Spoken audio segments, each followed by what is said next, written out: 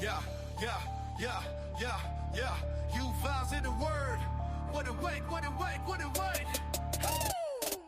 Late night creeps where the shadows grin. Juvons in the cut, let the games begin. With a flick of the blade, we dive in the sin. It's a marathon groove, not a race to win. The clock don't sleep, the knives don't pause. Chasing thrills, no time for applause. The world spins mad on Juvon's claws, where the edge cuts deep in the night's gray jaws. Sit and spin under the neon glow.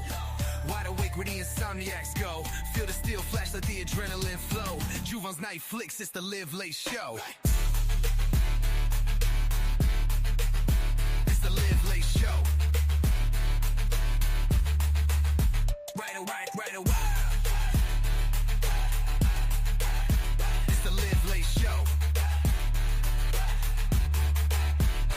We're too sharp to dull, too fast to catch. Each blade is the spark making midnight hatch. In the zone we own on this Twitch dispatch, where the world sits still but the vibes still match. Time's a blur in the sleepless den. Every move's a twist that slice in the zen. Juvon's got the rhythm, the pulse of man. Locked in the spin till the morning end. Sit and spin under the neon glow.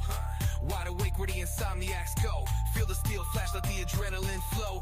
Juvon's night flicks, it's the live late show. Show. With a wake, with a ride. It's the live late show. It's the live late show. Yeah, yeah, yeah. It's the live late show. Yeah, yeah, yeah. Till the morning.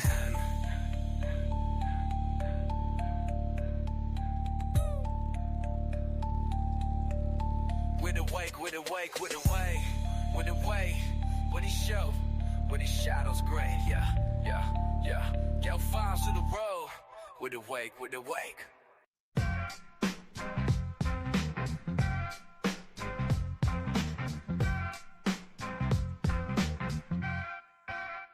Insomniac, sit and spin, about to be live. Hanging with each other, talking shit about knives. We sit and we spin, and we vibe in the chat. We listen to Juvon just trying to describe where he's at. It is a good time, but who is this fool who talks about knives and EDC tools?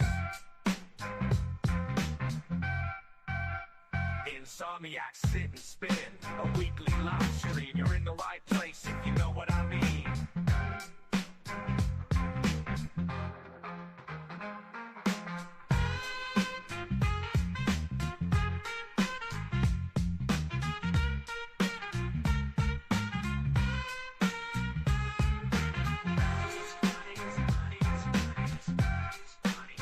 Insomniac, sit and spin, a weekly live stream. You're in the right place if you know what I mean.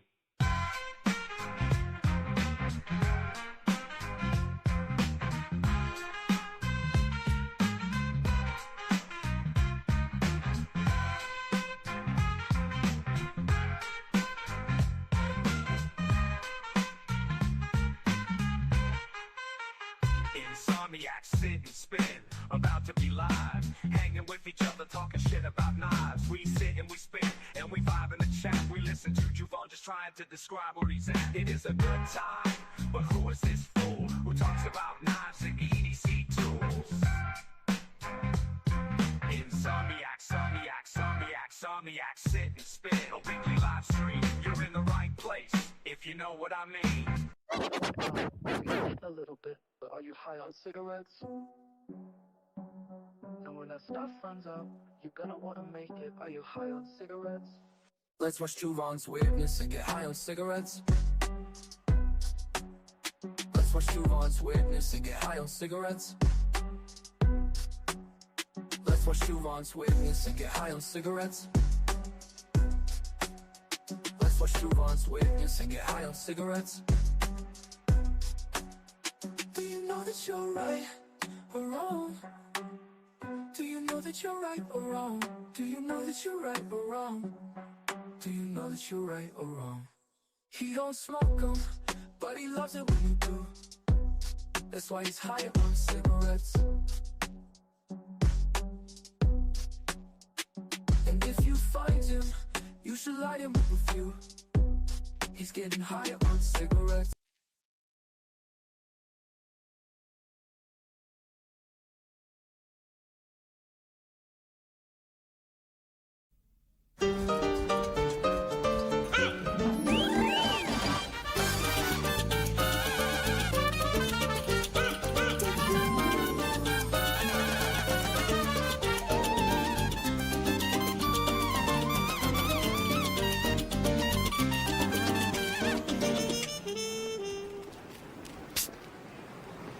Yo quiero Taco Bell.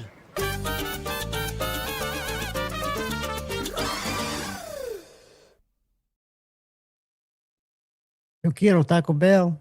What's up, guys? I hope everybody can hear me.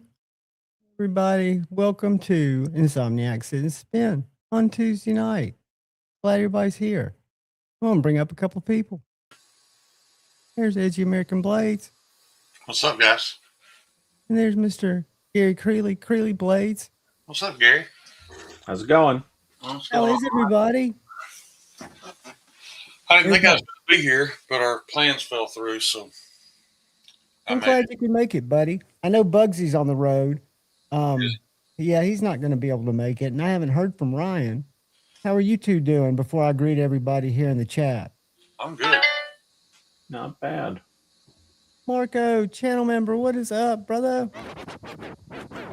We got Beavis and Budito Head. I know who that is. Beavis and Budito Head. Is that Mr. Cheeto Budito Head? There's Bugsy What's on the up, Gary? road. Good to see you, Bugsy. Henry Christopher, what is happening, brother? Paul Mills, channel member. What's going on, Paul?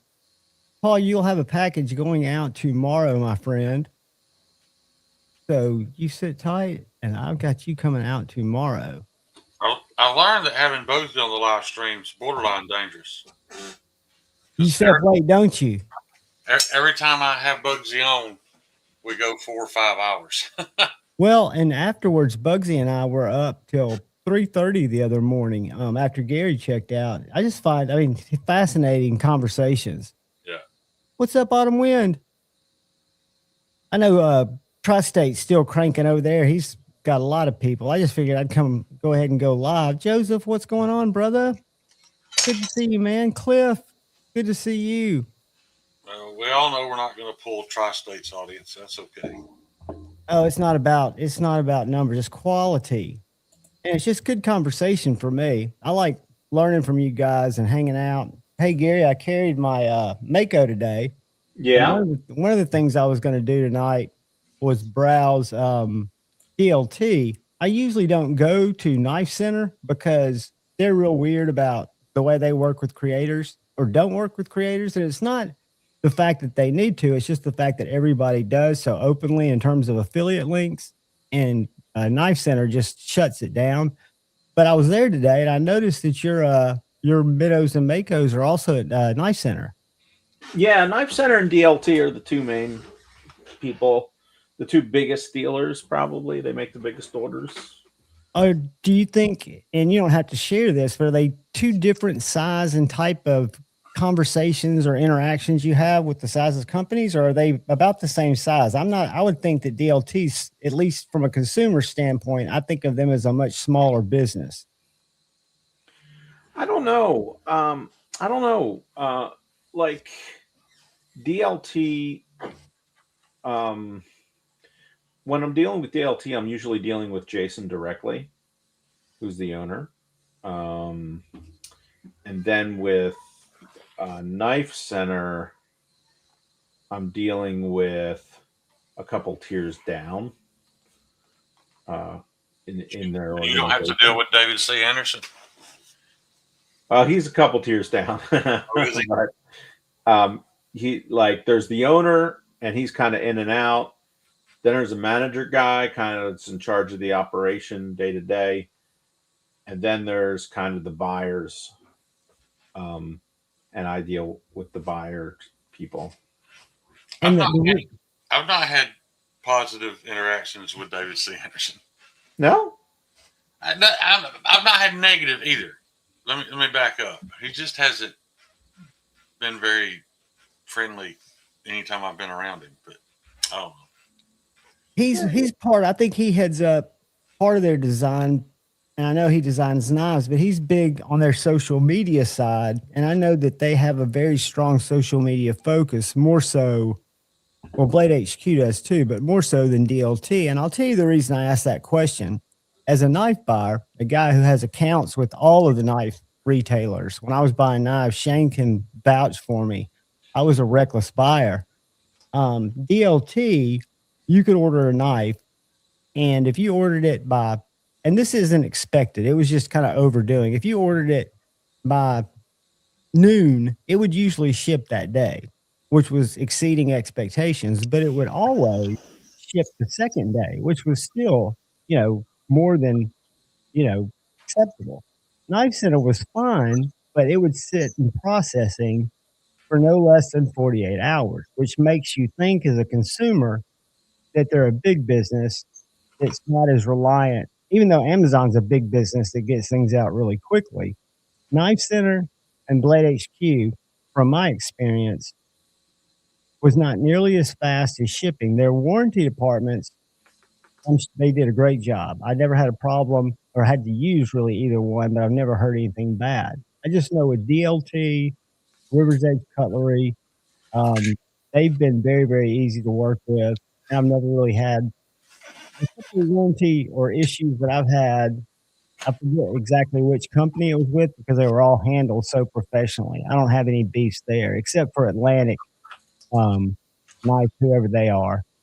Uh, Atlantic, you know the name of that company, Shane? Atlantic Knife Company. They're a retailer. I think that's the name of it. Yeah. They're a little bit shady. They sold a knife that was a little speck, and then I did some research on it, and they kept telling me I was wrong. And I talked to the knife manufacturer and found out that I was not wrong. But they're small. And then the only reason I've boycotted Smoky Mountain Knife Works was the way that they handled their interaction with the designer of the the knife that was cloned, and no big deal, but they're selling it and promoting it on their site after they found out in a social media platform. Um, the even the designer, the owner of the company that the knife was obviously cloned from, said, guys, I knew this thing had been sold on the open market, but I didn't think it would be sold here in the state. Can you let me know what's going on? And they deleted the post because it was getting so ratioed in the comment section and in the likes, dislikes on Instagram instead of addressing it at all. So I don't do business with them anymore either. But they were Smoky Mountain Knife Works was a 2-day. I always thought DLT and River's Edge were my primary go-tos to feed my addiction when I was buying knives crazily. What's up, Chris 229, channel member? Trying to say hey to you guys when you come in. I missed Adventure 50. Good to see you, brother. I watched a knife ad from a knife maker company. Is it Shed Knives or something? Yeah. Yep. And he was going on about how much better he was than everybody else. And one of the ways in which he was better was how fast he shipped. He said his average ship time was, what was it, like within 50 minutes of when the order came in. And I was like, and he's like me, a small production type company. And production's custom blend. I wouldn't give him that much, but go ahead. And I was just like, you don't stop what you're doing and go to the post office in 50 minutes. Right. A secretary in your office prints out a label within 50 minutes. Right. And sure maybe it's ready to go, but you're probably going to ship once a day. Maybe. Yeah. In fact, when whatever UPS shows up next. Do you know the past drama with Shed Knives? No, I just know that he was on doing an ad that was trying to make everybody else sound like they don't know what they're doing. He's very loud in his social media. It gets worse, Gary. Up until 6 months to a year ago, when Bob DeMarco reviewed his knife. Yeah, he was not heat treating his blades. And when confronted about it, he said, I've tested them. They work just as well unheat treated. And then He's a very young guy. People got very upset, and he decided to start heat treating them. I still wouldn't buy a knife from him at this point, just because. That'd be like selling, I'd being a say car somebody company. That'd be like being a car company startup and being like, you know, we're not going to put engines in these cars. You don't need They them. last longer if you push them. And then that's one less thing to break. Right. Won't go anywhere. But keep in mind, these knives he was selling were a 1/4 inch thick.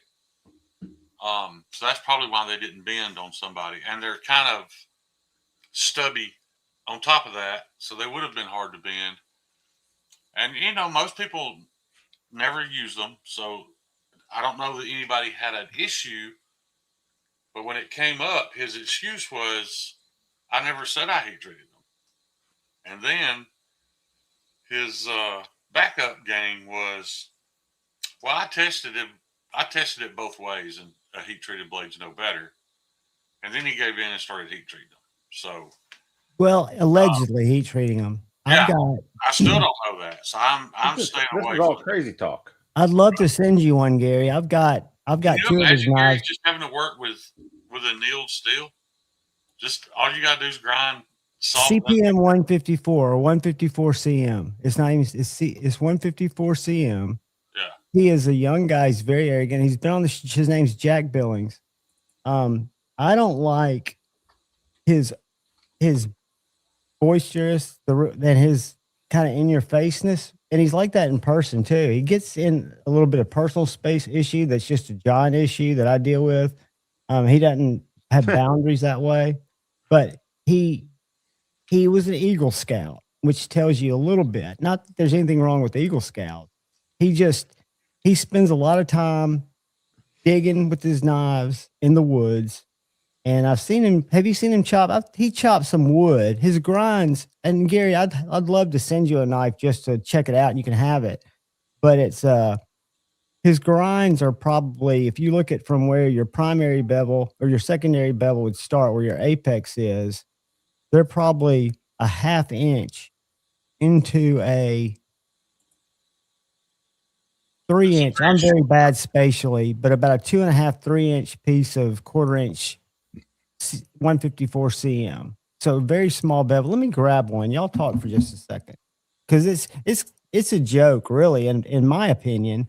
And I've not had many conversations with him because I'm the last person to give advice on knives. But I did design one that Shane made me that cuts very well. And I guess not everybody, and I don't think his background is in slicey blade geometry stuff, but I still don't know the advantage of a non-heat treated blade. Let me grab it. Y'all talk. It won't take me a second. I'm curious to see it, but that you know, that's the thing now is now I'm heat treating them, so now he's doing this big push again to try to get his stuff out. And you know, somebody will buy it. Like somebody that does know the story, they'll buy it. Are they heat treated now? I don't know. He's got a picture of Neve's knives looking at one of his blades to consider. Yeah, and these may have since he started heat treating them. But Jared did make public the fact that the blades weren't heat treated previously. But yeah, I don't think people realize how easy it would be to make a knife. How much easier it'd be if it was just soft steel. But John, to touch on your point, I made a 12-inch long chopper in 3/16 mild steel. So not only did I not heat treat it, it was not heat treatable. And I was on my 4th or 5th 2x4 chopping through it before I caught it at a slight angle and it bent to 90 degrees. So yeah, he could chop with that as thick as it was and all that stuff. He could get away with it for a little while. But, you know, I just did it to see what the difference was, you know. This was a long time ago, and I was impressed because I was chopping 2x4s in half, and then it just literally bent to 90 degrees. So he's using like 1/4 inch on a knife the size of a Mako. Right. Correct. Let me hold on. With a 5 minutes worth of grind. Look, This is a big. This is a bigger knife. I guess this more popular knife. I don't have the one I got. I was going for a small knife, and I'd seen these at Blade Show and I don't. If you're watching, Jack, don't take this the wrong way, but you're kind of like a carnival barker when you're at a show. You know, it's interesting. It's an 8-inch overall, but that's probably with that doohickey sticking out the back. So it's actually it's not as much knife as 8 inches would lead you to believe. Now, I've not cut anything with it and seen if the edge would roll on it. I would imagine it would. Well, send it to me. I'll test it. Which one would you rather play with? This one, whatever, has an interesting handle. This one seems like it really has a chance to bend. You say big or little? Different strokes for different folks, I suppose. You want to look at the big one or the little one? Either one. And the thing that gets me about those, I guess you'll call it a saber grind. I understand that saber grinds are necessary in some use cases, but I can't imagine where a saber grind is ever necessary on an 8-inch long, 1/4-inch thick knife.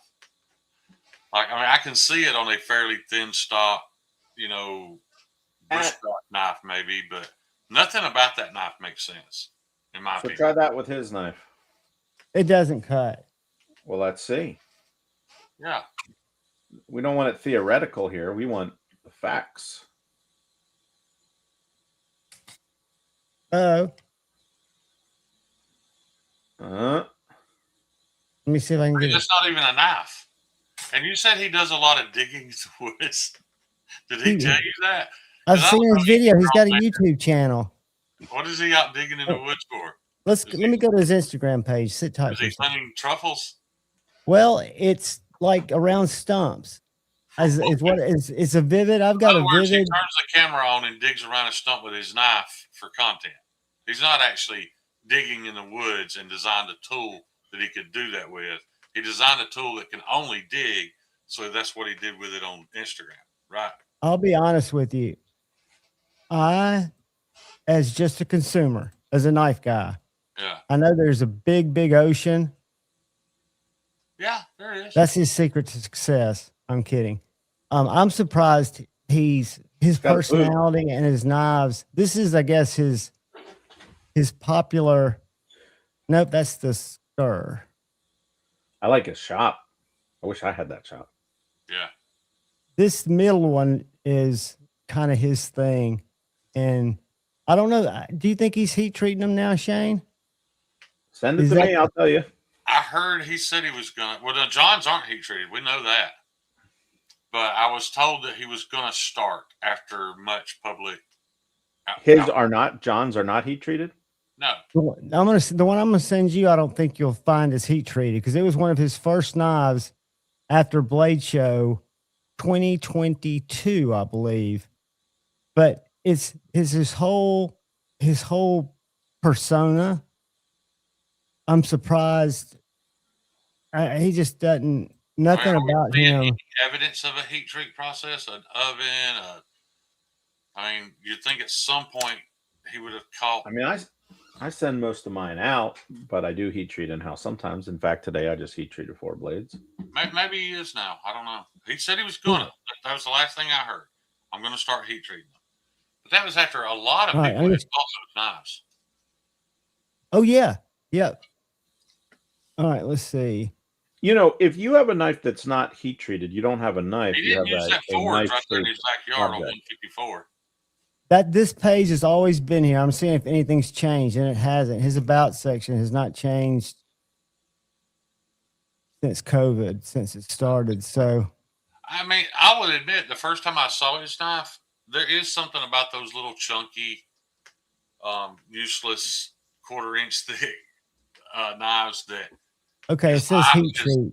That is eye peeling to me, even though I know they're useless. So I kind of understand the attraction to it in the beginning. I wouldn't want to own more than one knife like that, but thanks. I own 2, but I'm about to gift one. let's see. So So he's doing 154 some machining cm, with the Tormek. a proven choice that still wins. And the next is why heat treating moved in house. There's never been there weren't being heat treated at all. So when you said he wasn't heat treating, I thought you just meant he wasn't doing it himself. He wasn't. No, he wasn't heat treating the blades at all. You got the blade the fully finished knife in an annealed state.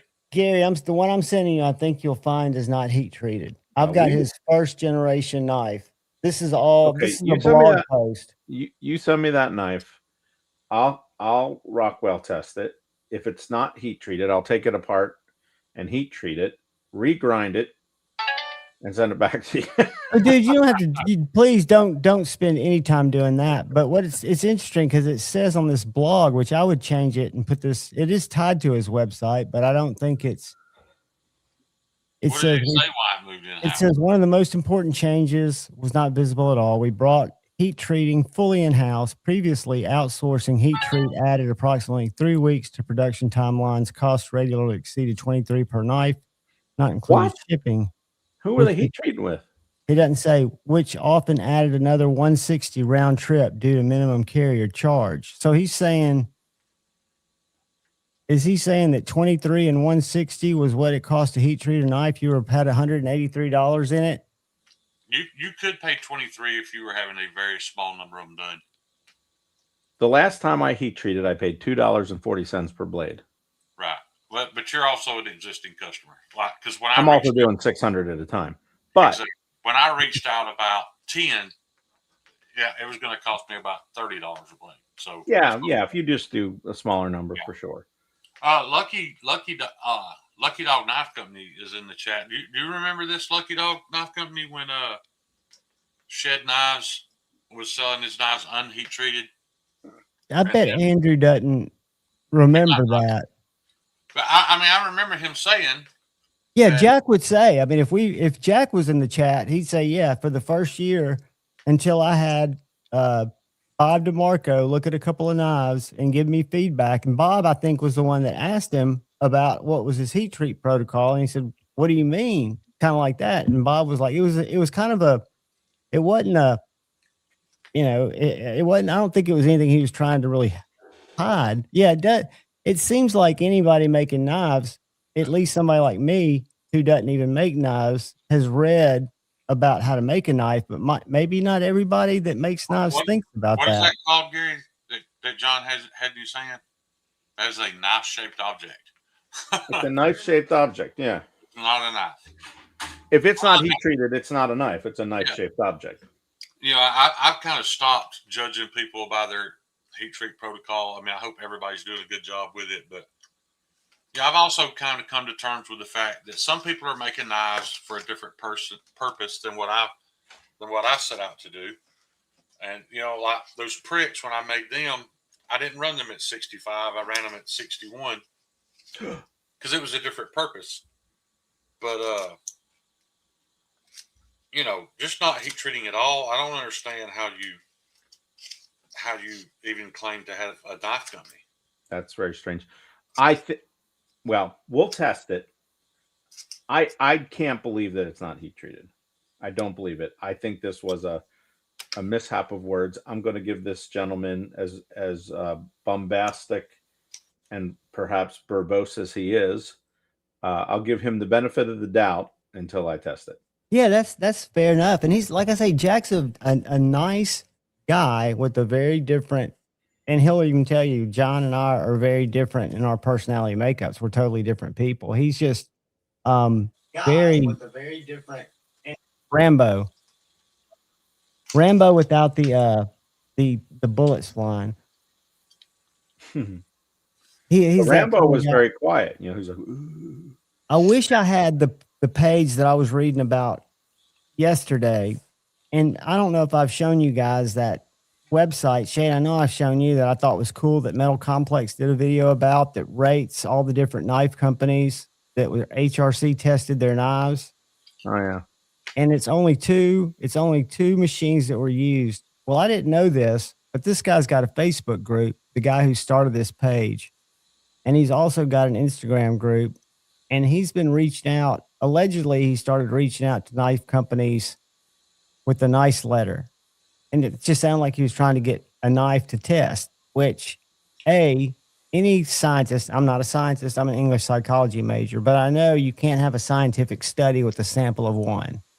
You It's also not. can't have a scientific study with a sample that they want you to have.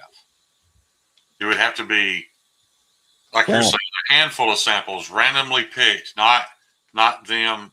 They've got 3 days to throw one together and get to you, and it'd be the best thing they've ever made. well, it's not even that. It's so he's testing one knife. He sent out this email that he shared. And I can pull it if y'all want to see it, but it says it's the worst written letter, not just grammatically, but I could be your worst nightmare is in there. Yeah. If you don't do this, you're basically pulling the wool over the knife community's eyes, i.e. 0.00001% of people that buy knives. It's so bombastic in its tone, and it's what I was getting. Bombastic. I don't even know if that's a real word. It sounds good. Fantastic.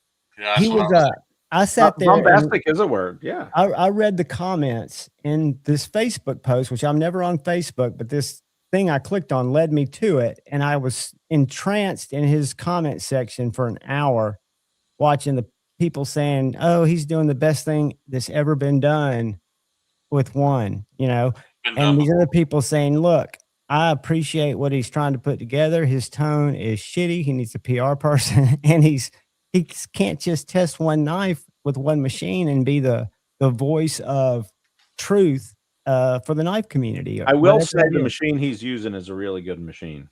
Agreed. 100% agreed. And That's one like a one sample's $15,000 better than tester. none. One sample's much better than none. I realize it's not feasible for Now- somebody to send 2 or 3 knives to have punched or whatever he has to do. Normally you test it 3 times too. Because doesn't humidity, don't a lot of things matter? Nothing like that matters? No, not well. I mean, temperature can, because there's oil in it, and when it drops, the oil. If I tested it in a high viscosity humidity goes up. environment and then sent it to Colorado to have it tested, it shouldn't change if it's done right? Okay. No. Interesting.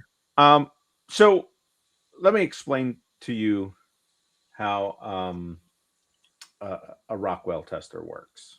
Okay.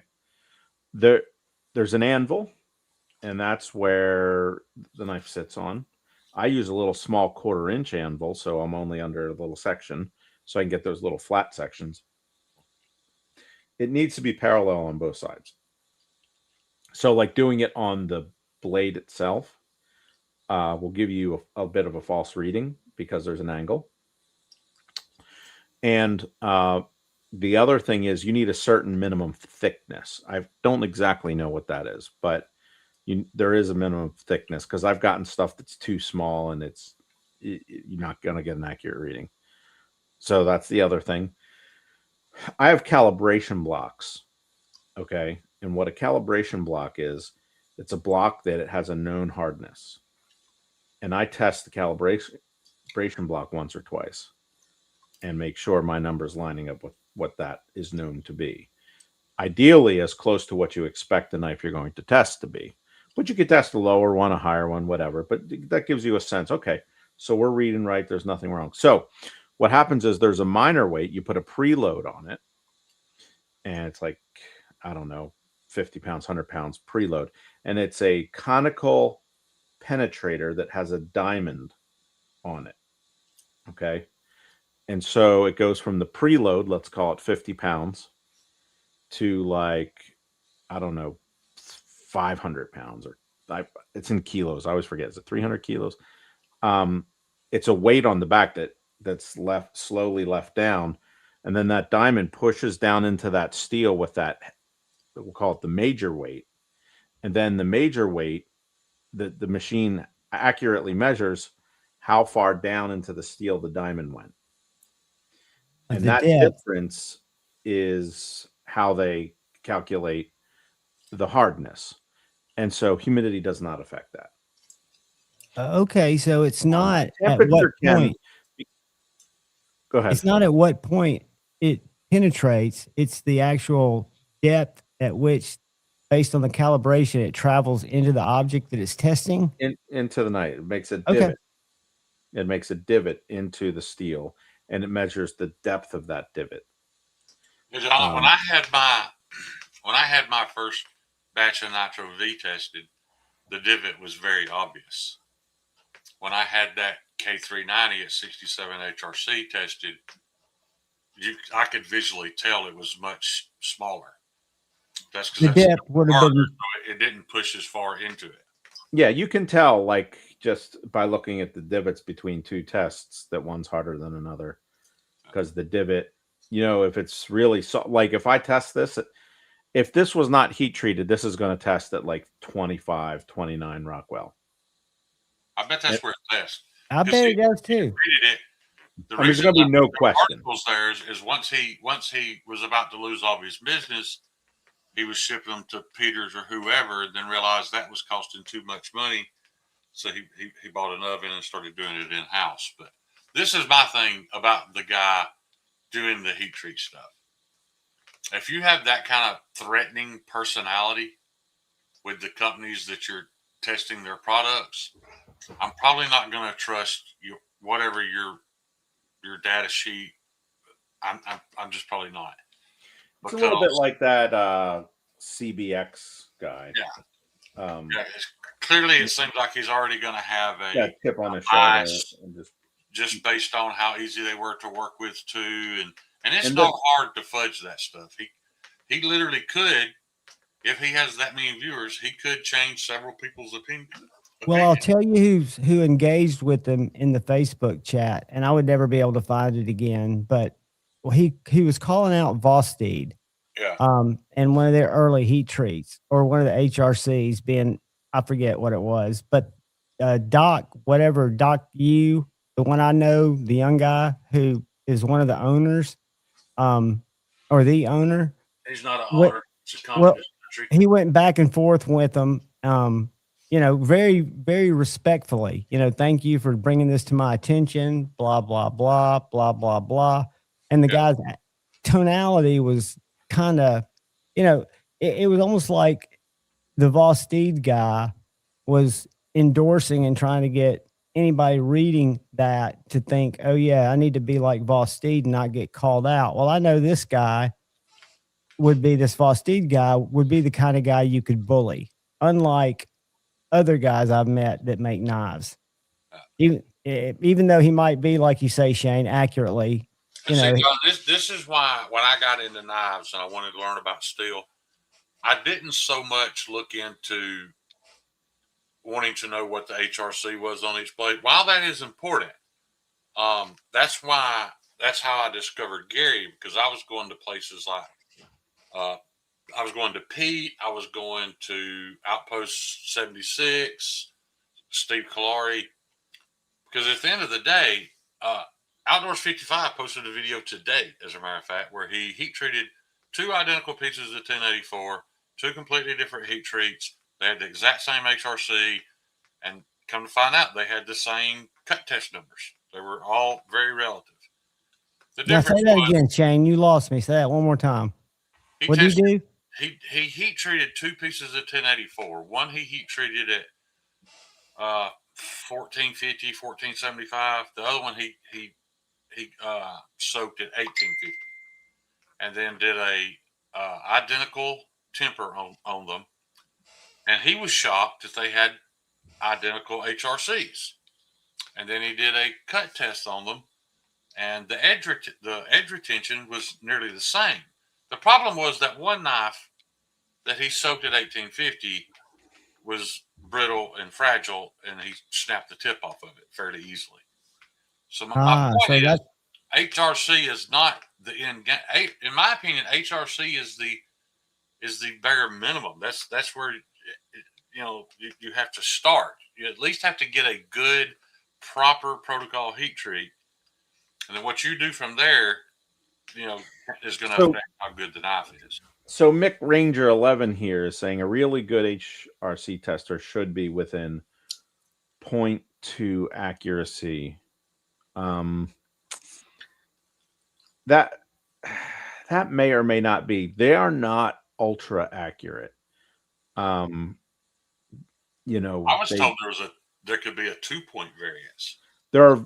I'll put it to you like this: if you compare it to a calibrated block, you know, a couple times and it's consistent, you get a good idea where you are. And if you have to add to or subtract from, you can do that based on the calibrated block, even if you're reading this or that. But, you know, no heat treat house is going to, because there are little variations in steels from batch to batch, melt to melt, they're not going to get, though +1, -1 is the best accuracy a professional aerospace heat, most of them are going to give you as a guarantee. Be able to guarantee. That's what I was wondering. That's what That's the certs. Even within the same batch of my steels, I'll have a point or so between. Did you watch my live stream today, John? Shane, I didn't. I ground that that Jason Brown knife that I'm making for Jason Bird. Oh yeah. It's odd that when I found it, the HRC on it was 61.6, and as soon as I saw that, I remembered that was the lowest HRC blade I got back from Brian Kim. All of them were in the high 62s. Brian heat treated them all at the same time, the same way, but that knife came out a whole point softer than the other 4 did. Very easy to do. Yeah. If you have 5 knives in your oven, the first one you take out is hot, but then the oven temperature went down. Yeah. You close the oven, and then you quench that one, and then you're done with that one. Then you go to get the next one. Did that one get back up to that temperature again? I always wait till my oven goes. I don't know if that's correct, but I was told early on, if you do more than one, when you take that one out, you don't take the second one out until the oven reaches that temperature again. Because you want to. But if the oven reaches it, you don't know that the blade did. You're exactly right. It's theory. So you're and assuming. if you don't, then you're soaking it longer than you want to. Right. It's just not. Yeah, the last blade I take out has, because I don't do more than 3 at a time, but it has probably still soaked 5 minutes longer than the first one. Right. And I do see variations. I don't mark them so that I know this HRC relates to the first one or the last one, but I usually see about a point. I did a batch of 4 today of 8670, and I got the lowest one was probably 61.5, and the highest one was like 63.5. So there's just variations. Yeah. You know, how long did it take me to get it from the oven to the oil? What was the temperature of the oil? What was the temperature of the first time, the second time, the third time? Because I'm not one of these guys that like heats it up or whatever. Yeah. No. I do what I do when I turn my oven on, and maybe you can help me with this. Maybe I'm doing it wrong. I turn my oven on, I set my temperature, and I put a piece of mild steel in the oven. And I wait till it reaches temperature. When it reaches temperature, I open the door and yank that mild steel out and throw it in the oil. I don't do a whole lot of oil quench steel anyway. So then I wait till it I throw that in the oil, and then I put my knives in, shut the door. Of course, I've lost 300-400 degrees at this point. Now Shane, you throw it into the you throw it into the what? The oil. The oil? Yeah. Okay. All right. You threw it into the oil. Got it. And then I put my blades in. I wait till the oven comes to 1550, and then I start my timer at 15 minutes. Take the first one out, I quench it, and I wait till the oven reaches that temperature again before I take it. I was told exactly what you said. There's no way you're going to know exactly what the temperature of the blade is, but if the oven's that temperature, odds are you're at least closer. So that's how I do it. Yeah, I mean, it's just tough though, because I see the blades cooling down when I open that door up. Right. But now, I have them in bed first, so they're further back in and they cool down less. But this is Pro Cut. Now, when I do high-end stainlesses, I do one blade at a time. It sucks. It takes all day. If I'm shooting for 65 HRC crew wear, and I take them down to my buddy's shop to have them HRC tested, and one of them 62, I'm going to be sick at myself. So I do one at a time. Mhm. That's just what I do. Can you imagine doing 600 blades that way? Right? Yeah, that doesn't apply to you and what you do. like there are guys like I do every blade myself in house. It's like, well, that's just not practical pretty quickly. Like Right. when you get to you get to a particular number. And the other thing is the way the commercial, especially for the air hardening steels, which is most of the CPM powdered grades, Right. and so on, they go into an oven, a vacuum oven, so there's no oxygen. They Right. pull a vacuum on it, and so the whole time it's not oxidizing or anything like that. And so they get up to temperature. I tell them how long to hold that temperature, and then they quench it. And the way they quench it is they flood it with nitrogen, Right. At like 4 atmospheres or 5 atmospheres. So that's an air quench. That's a better air quench than you can get it in your own shop. So when people say, "Oh, a custom heat treat can't beat a," yeah, no, you can get a better heat treat, more consistent when you're calling it out.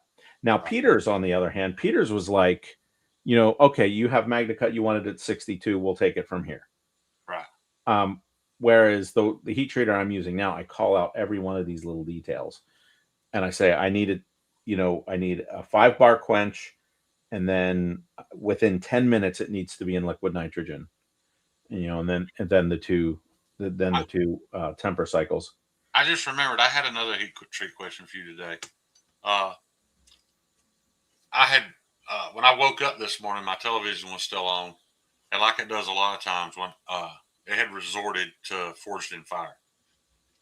So as I'm laying there preparing to get up, I watched it for a few minutes, and then it hit me. They don't temper those knives. They do. They do it between the first section and the second section. They just don't say anything about it. Okay. I was always wondering, it's like, they never show them temper. I wonder, yeah. Yeah. Okay. Day 1 is what they do in the first part, and day 2, it's another day when they come back and do that next part. I got you. And they temper them all in between. Yeah. Yeah. The Eric. Yeah, but just it's heat treat's an interesting deal for sure. It needs to be right. I got some new knives since the last time. Yeah, I had a buddy that purchased a HRC tester. Yeah, and he actually dove too deep into the weeds right off the bat, looking at what the variations could be, the temperatures, and he does this with everything he does. He got too in the weeds and got it in his own head and started not believing anything. But when what I explained to him was, because he kept talking about, man, there's no way these knife makers know, if there's a 2-point variance on the machine, I guess he Googled that, there's no way they can actually accurately say what the HRC is. And I said, Billy, let's assume you're right. But the point is, if a guy's been making this blade for a long time and he calibrates his HRC machine and he tests it, and the resulting knife at the end of the day is what it has always been, it performs exactly like he expected it to and like they have in the past, that's all that really matters, man. If you try to get too in the weeds about it, and how many decibels off can it be, you're not really going to learn anything. Because that's what he did. He just confused himself. He had more knowledge day 1 than he did when he quit doing it. Yeah, one of the things I used to get in these tangles with Mike Stewart from Bark River on like the forums or whatnot. I remember one of those tangles was he's like, a difference between one Rockwell point is night and day in the performance of the blade, blah, blah, blah. No, it's not. That's total nonsense. Yeah, 2-3 points. Yeah. But 1 point, no. And the 2-point swing, that's ±1, not 2 points. Right. So if you're looking for 63, when you receive them, it could be 63 or it could be 62 or 64. Right. It could go 1 point either direction. Right. Yeah, you're only going to be 1 point off, 2 points between the high and the low, perhaps. Yeah, I often, when I tell people like that, I was telling people that I've run my Pro Cut at 65. A lot of my pro cuts has been in the mid 66s, but I say 65 because of that swing. And I don't want some jackass HRC testing and saying, Shane lied, he lied. So I just. Right. And it's always that you lied or that you're trying to pull a fast one. Right. Or you're like, there's this nefarious always undertone. Comes from people who know nothing about making knives. It's like, no. And that's what that guy with the HRC test, like he's trying to write a narrative based on HRC. Bingo. Results. Exactly. Bingo. He's trying to make that the, if you're not willing to, you must then be, and there are a lot, I'll go back to the conversation in this YouTube group. What these guys are doing, and I commend them for it, is they've got somebody testing all their knives, right? Yeah. I can show you a picture of the tester and the equipment, Shane. I will in a second. But they're all getting their stuff tested. Tempest, Devo, Tri-State, and they're coming back within the ranges, 61 to 62 and a half. But they'll test 5 blades, and none of them are the same. They're all, within points off. But at least people are starting to think about it. I don't think before. I think they were all taking their OEM's word for it, right? And I think what Gary's saying. Then explain this, John. If that's the case, and their knives are hitting the HRC range they were looking for, yet when cut tested, they don't perform the same as U.S. versions. I'm not disagreeing with that at all. Not even. You could be testing a Devo knife, not knowing that it's in 440C. Not going. Doesn't mean anything. Exactly. But what I'm saying is this has opened up a conversation that people are now, and I think they all want it to be what, and you, I think, will agree with this. They all want it to be what it's supposed to be. Can you see these pictures? That guy wants to find multiple people that it's not what it claims to be, because that's how he's going to get clicks. Right. And his website. And that's why I don't trust that guy. He's threatening people to get the product. And the success of his channel depends on somebody, more than one somebody's eventually failing. If not, people are going to get tired of looking. They're just going to think, man, he's been doing this for a year. Everything is what he says it is. Move on. Do you recognize that machine name? Mituyo? Is that one of the reputable ones? I don't know. I just know, like I said, I watch Pete cut Tristan Sissall rope, and I watch Outpost 76 cut cardboard. At the end of the day, whichever steel does the best at that. Is that a scientific test? No, it's just the best we have. Right. And it's practical. It's real world applicable. Except for the Catra test, which even Kyle, doesn't like the Catra test. And this is there are variables going to that, because that's a straight push test. So they're calling this the term that's being used on this series of tests is the Taylor hardness test, whatever that means. TAYLOR hardness test. And the machine there's supposed to be a test that's more accurate than HRC, but I don't remember what it was. This is the Mituyo machine or Mituyo machine. Mituyo. Right. It's digital. It has a digital readout. I was telling Shane that a lot of these overseas designers, my buddies, these YouTubers that are having knives made, have got someone who's testing all their knives now for the Taylor hardness standard is what they're calling it, not HRC, but they're HRC numbers. I think they're trying to find out, and Shane was just saying what that doesn't say if what they're testing is the actual steel, because none of these knives have allegedly performed up to the standards of a U.S. comparably heat treated steel of the same caliber. None of the ones I've seen tested. Now that is where I'll have to give a disclaimer.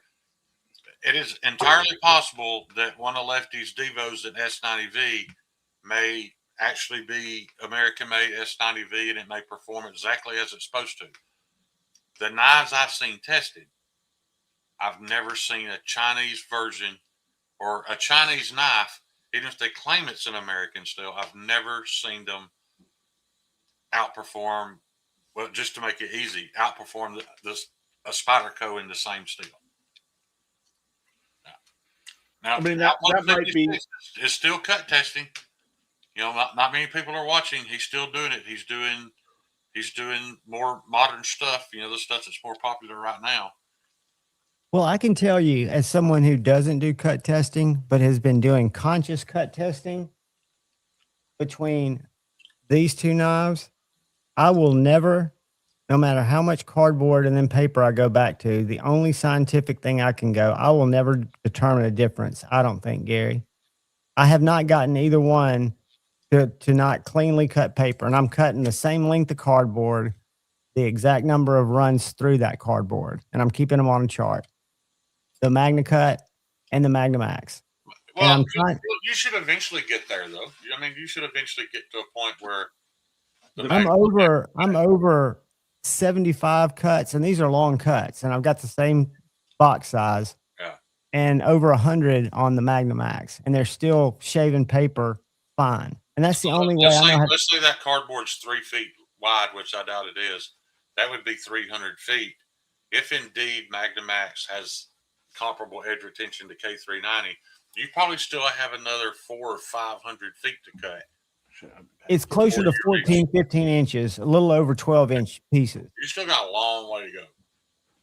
You think I'll be able to tell a difference where the Magna Cut and the Magna Max? Logging the amount of cuts. Yes, each one. Yeah. It's going to be a long time till that video comes out. Theoretically, the Magna Cut should get dull faster. If you do that, you may be the first one that does it. Well, I'm doing it on such a non-scientific level because when I watch Stasa, he has a lot of different abrasive materials. He uses the different zip ties in the different thicknesses, which put a hell of a load on a blade. And then he'll use cut testing is YouTube entertainment. It's not scientific. I know it's not scientific, but it's cutting like the rolled up denim seems very abrasive to me. I guess it is YouTube entertainment. And then the wood, and then he cuts. I mean, what is, because I know the little sharpness tester is not the be all. What is the best real world test, would you think? What Larry and Thomas uses is a Katra machine. This machine that they stack up this high silicone card stock. So it's like almost like business cards, but they have a high silicone content, which is abrasive. They take that steel, you say Magnamax. All these cartridges have to be the same size, ground at the same geometry, sharpened the exact same way. They put it in the machine, and it applies an exact amount of weight to it to see how many of those cards it passes through before it stops.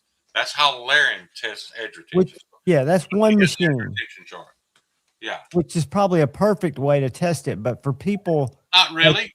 Not really, because some steels are going to work better on a draw cut than they would have a push cut just because of the grain structure. And that blade is the closest thing to science that I know of at this point. There might be something better out there, but when you're watching Pete at Cedric and Ada cut that rope, is he using the exact same amount of motion as he's passing through it each time? There's no way he can. He's a human being. No, but he's probably using the same precision with which he goes across a sharpening stone. So he might have a little more control if he tests it consecutively. What does Outpost do? How does he do it? He cuts cardboard. Okay, and he just cuts it, lengths of it?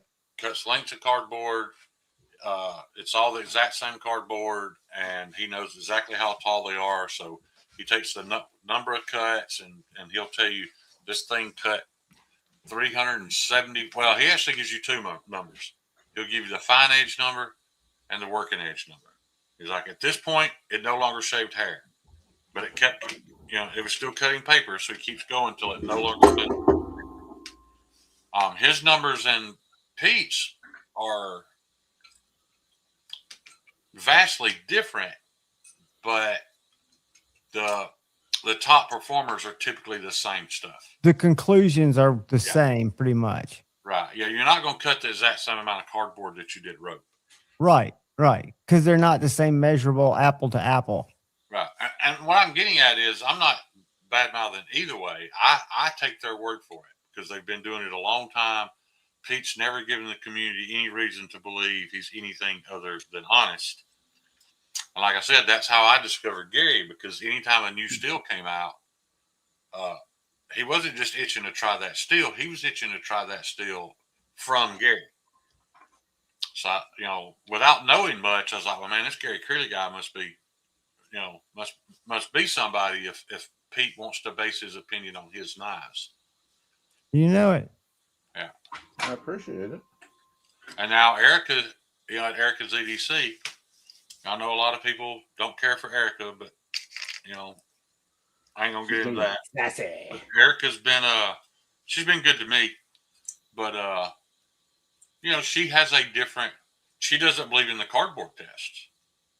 She's like, that's cutting cardboard. I don't cut cardboard, And so you have to take her word for it, because she said, look, I do a lot of the same kind of cutting all day, every day, and I know this knife did it better than this knife. And I watched her. I love her to death. Not really, but I watched her drive that TRM Redline Fixie into her garage floor with a baton and then bitch about it being chippy and not even acknowledge in the comments that you knocked it into the floor. I'm sure it probably chipped then. Right. She does do some tests that don't make any sense for the knife that she's. But there can't be bushcrafting tests, wouldn't you say? They're more woodsy, real world type tests. I mean, I see her cutting up, scraps for the dogs, and I see her doing all kinds of stuff. But I'm not saying Erica's wrong. No, I don't. What Erica's telling you is her experience with what she uses the knife for. You can't argue that. My two go-tos have always been Pete and Gerald. Now, when Gerald started that, there was 3 of them doing it. So Gerald would test it, send the exact same knife to Steve. Steve would test it. He would send that knife to a third member. I can't remember that guy's name now. He used to be pretty big in the community. And then you could look at the chart and see how their numbers compared. And they didn't share the numbers with each other. Done. And then they put it on there. I sent Todd Carr a video on Kaiser's 154 CM, because what we talked about the other night was right. Kaiser's 154 CM is industry standard. If I was going to buy a Kaiser, I'd just get the 154 CM, because I know of them doing other steels poorly, but their 154 CM is average. I appreciate you sharing that with me. And what is 154 CM compared to CPM?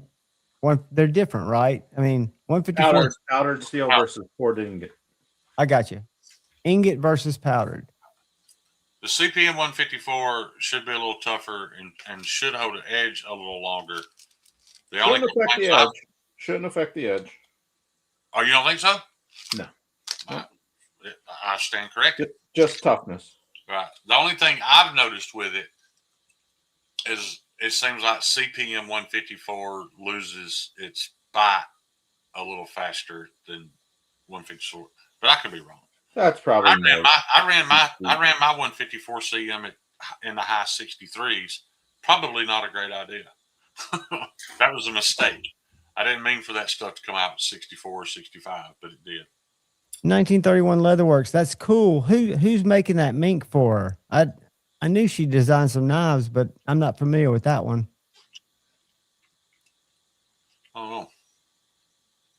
Twid and Tools, what's up, brother? Yeah, but when she started, she was firmly against thin, slicey blades. The fact that she was even interested in one of Gary's knives shocked me. But I had quit watching for a while, and I think she was broadening her horizons. Like, she wanted everything Scandi ground, 3/16 steel on a 2-inch blade. She was all about toughness back in the day. So she's evolving. Who suggested y'all kiss and make up so you could evolve from flame wars in her chats all the time? That was a guy. You don't have to name him, all I remember was his name was Jacob, and he was 100% right. He was like, you guys see eye to eye on way more than y'all think y'all do. I really think y'all should talk. So I reached out and talked to her. And of course, she took that opportunity to go on her live stream and say, Shane called to apologize. It is what it is. But, man, I have zero issues with Erica. Yeah. Gary, show that again real quick. Not to interrupt you, Shane. That looked thick. Go ahead. This is the medium. Oh, okay. How thick is that? What's that? How thick is it? It's going to be 125. It's a little thicker than that at the moment. It's probably like 140 right now, 138, something like that. Right. Be a little thinner. It'll finish out at 125. It's heat treated. These are one of the ones I heat treated in house. Here's the others. Got them flat. Got them heat treated. Rough surfacing on them. I will go down a grit from this. And these are 8670, correct? These are 8670. Somebody asked. That's your tough hard use knife, right? Yeah, well, I'm doing them in this, and I'm doing them in 3B with the Gamma heat treat, if you recall. Shane, that's his new design that he's working on, if I'm not mistaken. Yeah, I've seen it. I've seen, or at least heard him talk about it before. Yeah, so this is this is a new design. I'm excited for these. This is called the medium. I love that clip point. Yeah, clip points are cool. Okay, I will say though, I feel like what you did to Joe X was a tad unfair. Unfair? Yeah, let me tell you why. Because he typically buys production knives and tests them to failure. But you got to make a knife purpose built so that Joe couldn't break it. That was a tad unfair. I mean, it's not taking anything away from the toughness of the knife you made. One man's unfair is another man's clever. Well played. 100% clever as well. Because if I was going to send him a knife to test, it would probably be 8670 or 15N20, and yeah. I made that knife. Look, I mean, it's a perfectly good knife. I mean, there's nothing wrong with the knife, but it's a bit silly. Yeah. But I made it for that test, and look, I don't make knives for hard use. Right. Like that's not, if he took a Mako and ran it through that test, it would have snapped immediately. Right. No matter what steel it was in, and no matter what heat treat I gave it, just that geometry is not going to hold up. Right. But it was just sort of an interesting thing that here is a pretty pedestrian basic steel that can. What was the steel you said? It was 8670. Okay. The same 86, like from the same mill. Right. So this is more of a normal, but this is another test. It's not just about, hey, I'm going to chase out the most technologically advanced steel and, use that and make that like, kind of like a cheat code. Right. But here is a very basic steel. But there's a bit of a point to this. Okay, you got companies like Tops and Essie and many others who are using 1095, which makes no sense for the kind of knife that they make. Exactly. So what you'll have with this at 61, 62 Rockwell versus their 58 or 56 is you're going to have edge retention comparable to, if not better than 1095, but toughness an order of magnitude better than 1095. So you're going to be able to be more aggressive with the edge geometry. And so it's just a matter of, for me, this is kind of fun. I had this steel around. I needed to get to the minimum number of knives for Larkin to grind them. And so, I cut 270 of these bad boys out. And I think they're going to be workhorses for whoever gets them. Right.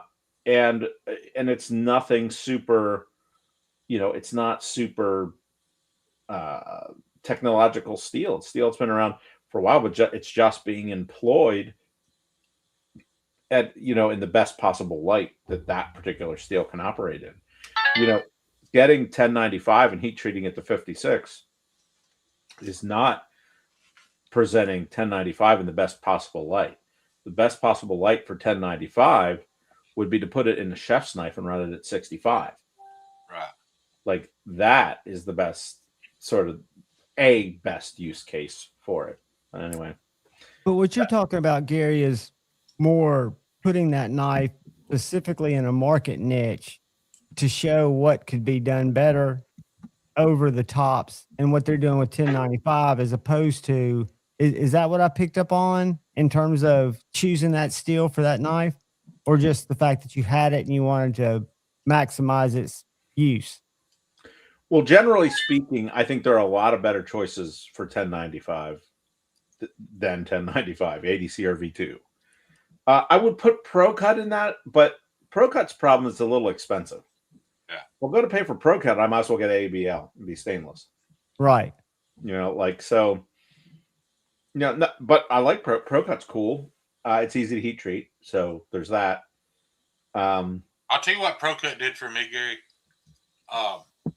And I've not ever heard any other maker talk about this, but you know, when I came in this community, I had some serious mental health issues, some very serious depression, and that, I mean, it still exists today. I'm handling it a lot better than I used to, but what ProCut did for me, it made the heat treat so easy that it eased up a little space in my head. It gave me, it freed up some mental capacity that I could concentrate on other aspects of my making. So like my refinement started getting better when I started using ProCut, because the heat treat was just so quick and simple and easy and hard to screw up. But so's 1084. Right. But yeah, I've just never had any desire. The only reason I wanted to use ProCut is because I saw Steve Kalari make a knife out of it, and he got 340 feet, 360, I don't remember, feet of cardboard on a knife in ProCut, which is, you know, probably 4 times what you would get out of 1095. But then he did run it. He treated it to 60 to 65 Rockwell and did good geometry. Right. 1095 could potentially rival. You think ProCut. so? Yeah, but don't ProCut have some vanadium in it and 1095 doesn't? It does have some vanadium in it, but not such that it's creating a lot of vanadium carbides. I got you. But just enough vanadium to pin, just the pin boundaries in the matrix. Good evening, Kyle. How are you, Hello, Kyle? guys. I'm doing well. How are you guys? I wanted to ask you one other thing, Gary, and I'll try not to dominate the conversation so much. This is a chef's knife in ProCut. This is a Blim. As you can see, the hollow for the S grind is not very professional looking. It didn't come out like I wanted it to. So this is a Blim knife. But my point is, I've made several knives in ProCut, and then when I go to acid etch them, literally 10 seconds in the ferric chloride, they turn jet black. Which is confusing to me because I thought the ProCut was supposed to replace 15 and 20, which is the shinier steel. But that's not my point.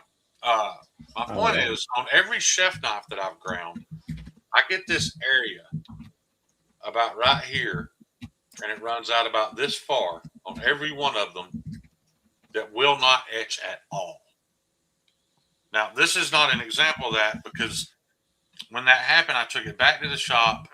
I ran it across a 120 grit belt. I got a good even 120 grit scratch pattern. Tried to etch it again, exact same thing. Then I went to a conditioning belt, exact same result. So then I sat here for 4 hours and did a horizontal hand sand. Had the knife looking really nice, with a hand satin finish. Dipped it, and still exact same spot. Like, it would literally be as silver as it is right now. It would be in this one spot. Is that something wrong with the steel? But it's happened on more than one knife. It happened on 2 of them. I've just quit trying to acid etch them. Just the chef knives. It's something in the heat treatment would be my guess. How long are you leaving it in the quench oil? Well, I told you I let the oven come back up to temperature, Mm-hmm. which takes 3 or 4 minutes. I leave the knife. The knife I just quenched, I leave it in the oil while I'm waiting on the temp to come back up. Do you move it in the knife, in the oil? I move it when I first put it in, yes. Okay. I'll swish it back and forth for about 30 seconds, and then I'll stand it up in the can where the blade's under the oil, but maybe the handle's sticking up. And I'll just leave it there for the next 3 or 4 minutes. So when I take it out, I can touch it. So what I like to do is I like to take it out when it's still 400 or 500 degrees, I've heard that. and then I clamp it, Right. and that will help with a lot of warping. Right. Out Well, of the, I thought my warp issues were because I was propping it up in my ammo can. And then I read, that a lot of warping happens in Crow, and but when I'm not spending the money for liquid nitrogen to Crow. just throw it in the freezer. I just throw it in the freezer overnight, and then That's fine. I Doesn't even need to be overnight. Just needs to be till it gets to the temperature. Right. I leave it overnight because that gives me a break. I can go home. I can come back the next day and temper. So, are you heat treating after you grind? No. So it's flat when you're heat treating. I don't. Okay. I don't know why I don't know why it's doing that. I don't know why it's doing that. Yeah. So maybe that would be close to the area where it's leaning on my ceramic knife stand in the oven. Could that be affecting it? Maybe. Shouldn't. I don't know. All I know is it won't etch. It won't etch correctly. Could be inconsistency in that steel too. Yeah. So I had this little mini knife show thing up in Syracuse, and I had the Lehigh Valley show. What knife did I buy there? I don't have that on me, but I got a few knives up at Freight and Lock. They're kind of interesting, but I'll show you. The first one is a Shaman lightweight. Make you big. This is BD1N. You can see there's it's got the Spyderco in the handle there. Yeah, that's the new FRN they're releasing. Yeah, Shane, I'll let you touch that at the shop. Yeah. It's the FRN, and I got this over a Spy 27 one with blue G10. I thought the action was better. The blue one was pretty sticky, and so that was the first one. Doesn't that FRN feel good though? Didn't it feel much different than their bi-directional? Because I felt that same knife. We have it at the knife store. I work part-time, and I was impressed how much it felt in my hand like G10. It felt quality. It's very grippy. It's clearly lighter than G10. I like it just fine. I'm a guy that does 3D printed scales, so I'm just fine with that. Yeah. I'm sorry. Go ahead. The next one I got is a Freight and Lock exclusive. This is a Techno. These things are pretty thick, but this one has XHP and it has fat carbon. Oh yeah, fat carbon show side. On the show side, yeah. And these are at Freight and Lock for $300, which is the same price as the standard Techno. So if you want something a little special, hit up Freight and Lock for one of these guys for $300. That is very cool. And what blade steel did you say it was? XHP? XHP, I believe. Very cool. And then at the Lehigh show, this is my last one. Then at the Lehigh show, I got one of these because I know we all like Chinese knives here. And so this is the Jack Wolf Cheaper series. Yeah. Single blade Barlow.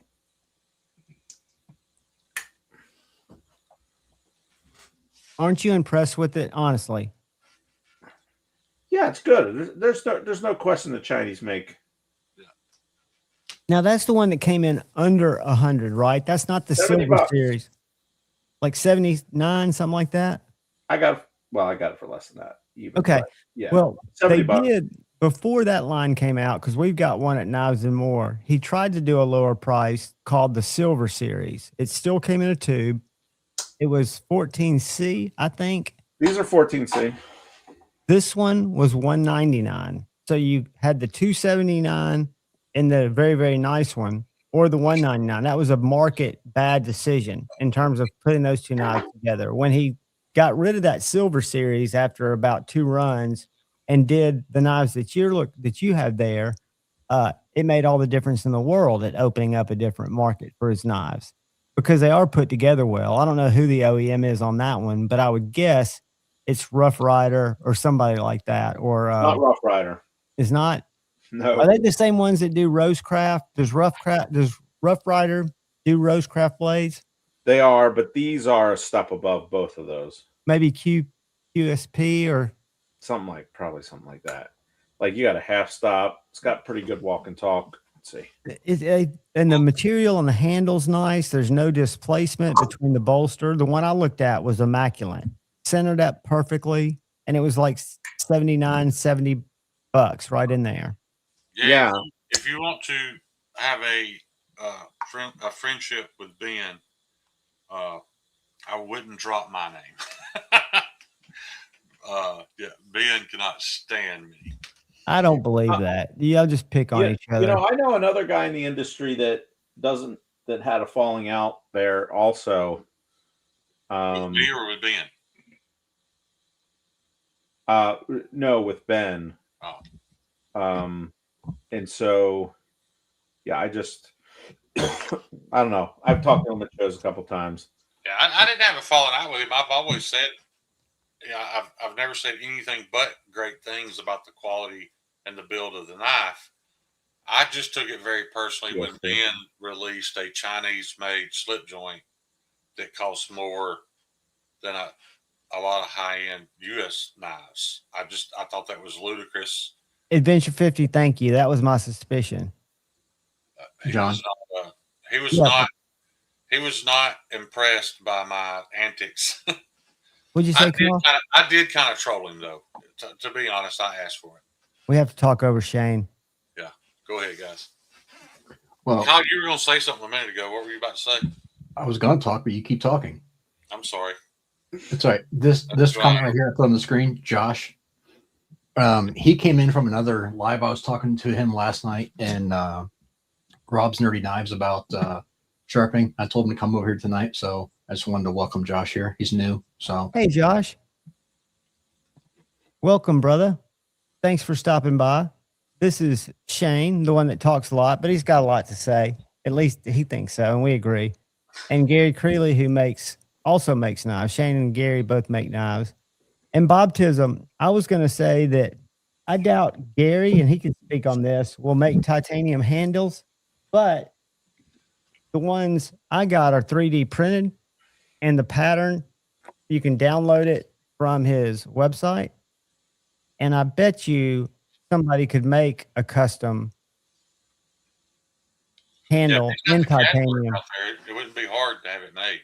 No, I would think you have all the details that you'd need to have one made. You're not planning on doing any titanium handles on any bougie series, are you? Who knows?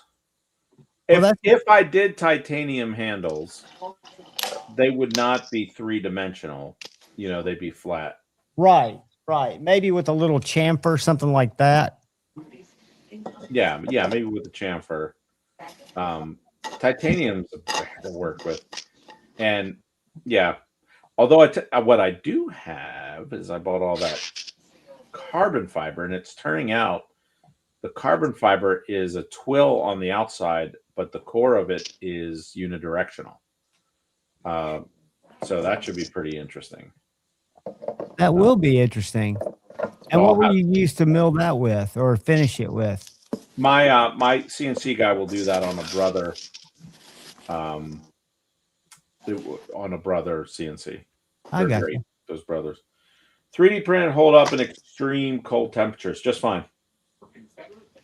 Extreme hot, you could start to get to be an issue. PET G has more resistance than PLA would. Yeah. Those Northwood slip joints were from GEC, I believe. They're just $500 GECs. That's the resale market right now because they probably didn't sell for those from GEC. Well, I don't know if there still are Northwoods ones. I don't know if they were. Discontinued when what's his name passed away. Nice. Still working? Oh yeah. Cut some PVC with it today. All right. Which one is yours? Magnicut. Yours Magnicut. Yeah. Yeah. But look, you know, this thing for $70 is superior to a case knife in most ways, including the steel. Yeah. So, and that's just the unfortunate truth of the matter. And I would have never attacked Ben if that's where he started. Yeah. I would have to say, hey, y'all, he's right. This Chinese-made knife, it's a better steel. It's better made than. Now, for $300, you're into the realm of custom, right? Custom slip joint guys. Yeah. That make beautiful work. And I was always on the losing end of this conversation, but I own a couple of Jack Wolf bougie S90V knives, or allegedly S90V knives. And I, at $279, was able to justify the value of the two that I picked out over time. I bought one, and then 4 or 5 months later, I picked up another one. They are immaculate, in my opinion, and they're extremely thin. Now, could that have been razor sharp? Right. Could that have been done for $225 and me be that much more impressed? Maybe. I don't know the math about what he had done, but he did come up with, in my opinion, a very unique marketing merchandising plan. He did stand at Blade Show for 1 year when his knives were supposed to be ready, but they weren't. And he actually had a crowd of people there because he was able to show his packaging and kind of tell the story behind it. And it's kind of an experience buy for somebody. I look at it as, what's the guy named that has the overpriced? Is it James Brand? Yeah. It's kind of a yuppie type of market. Well, I think Ben hit on something that there was a desire for in the market, right? And I can't really fault him for that, because the knives are really, really nice, very well done. Could they be done for less? Probably, because I've since picked up a couple of Kaisers that are done very well, imported. And in that same vein, working at a case store, I've seen a totally different side of case knives, the ones that were able to be culled through by a premium case dealer, and then the ones that he didn't feel were up to his standards sent back. So I guess I'm looking at the best of what case offers, but it's still your basic stainless steel or carbon steel. 420.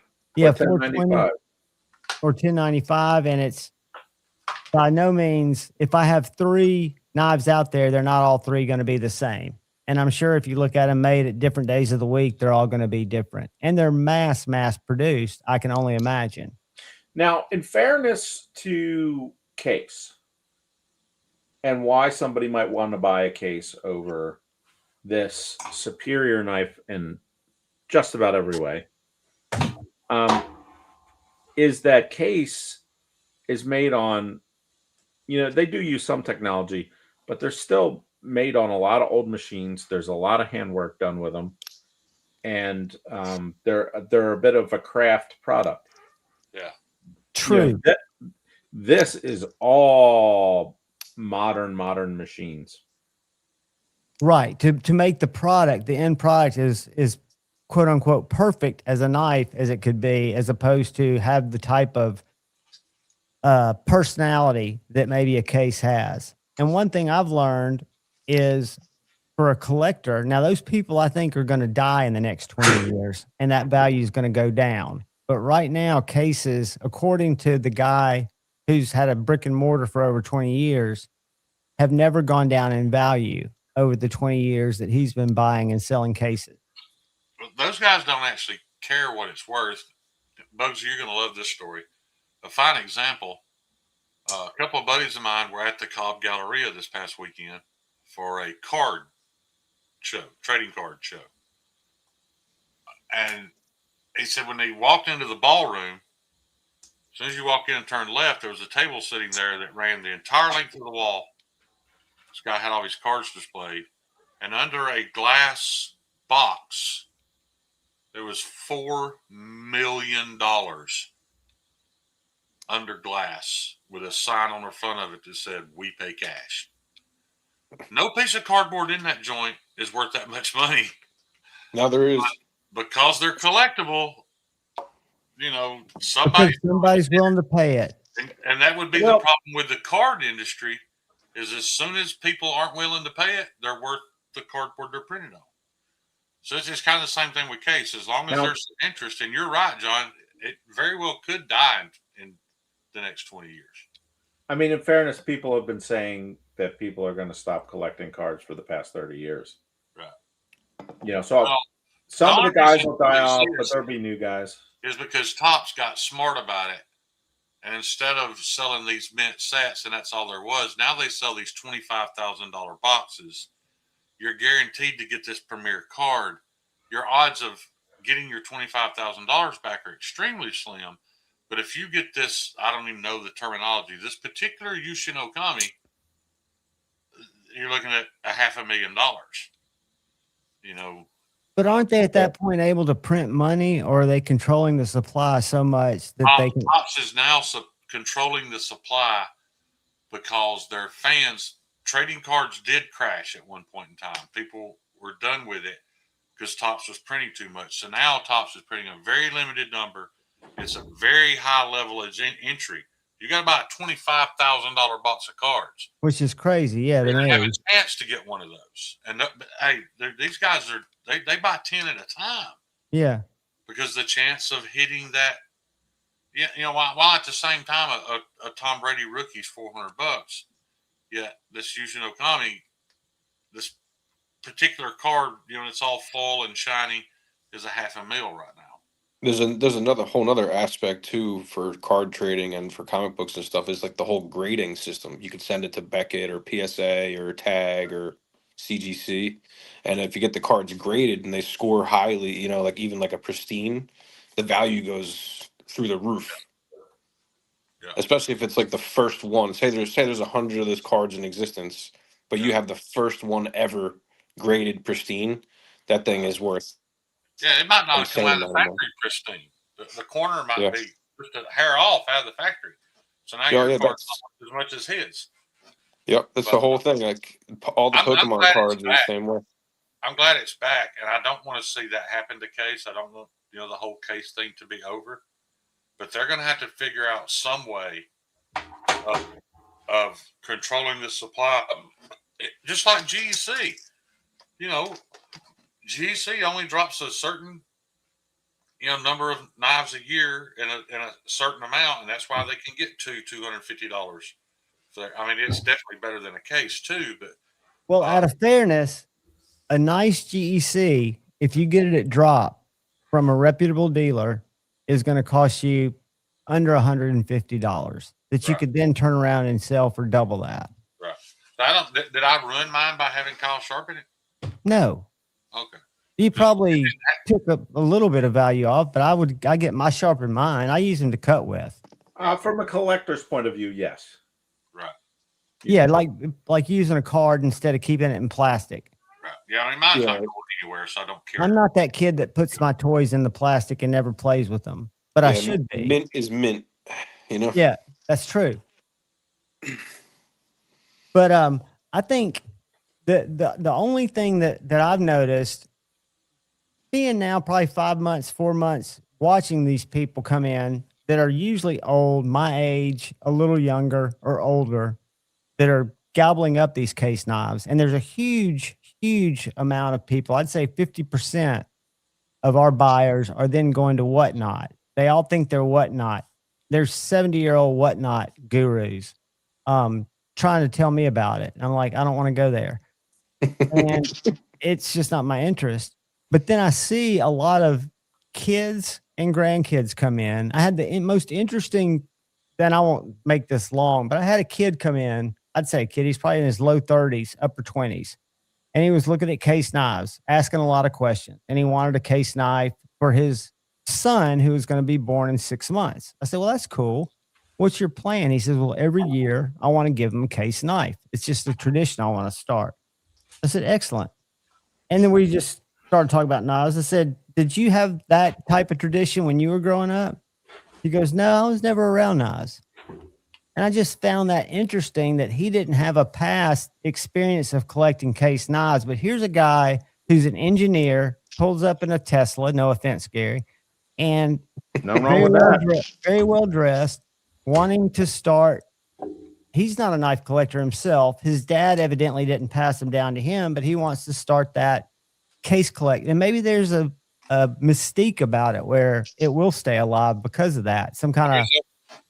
It's going to take the next generation to kind of pick up the torch, because I used to be big into bass fishing, and I would show up every Wednesday night for a local tournament here. And I remember those guys every week, man, all the old timers, the guys that have been showing up and winning for years. Every week I would hear them talk about, we got to do something. And I was like, something about what? It's like, if we can't get young people into bass fishing, it's going to die. And he was right. You couldn't get young people to show up to come fish these local tournaments. And I don't know whose idea it was, but within the next 2 years, all of a sudden you had college fishing teams, high school fishing teams. So whoever at Bassmaster put that together and started creating that, now, you got kids going to college on scholarships because they can bass fish. So you've got more and more people doing it. You constantly have to create something to draw those people in. That's good. And I don't know what Case will do. Maybe their lure is strong enough to just survive it. I don't know. Do they, just a general question, are they a Blade Show participant that I've never noticed because I'm not a Case guy? Or do they just have collectors that are selling? Yeah, they were there last year. Okay. The strange thing is they don't sell knives. They have one of their big dealers right next to them. Yeah. Now they support a dealer. Okay. I know they show up at Blade Show because when Magna Cut first come out, Case was one of the first people to use it. So I walked up to the Case booth. They had that really pretty red, white, and blue flipper at Magna Cut. So I walked up and I told him I'd like to see it, and he took it out of the case and handed it to me.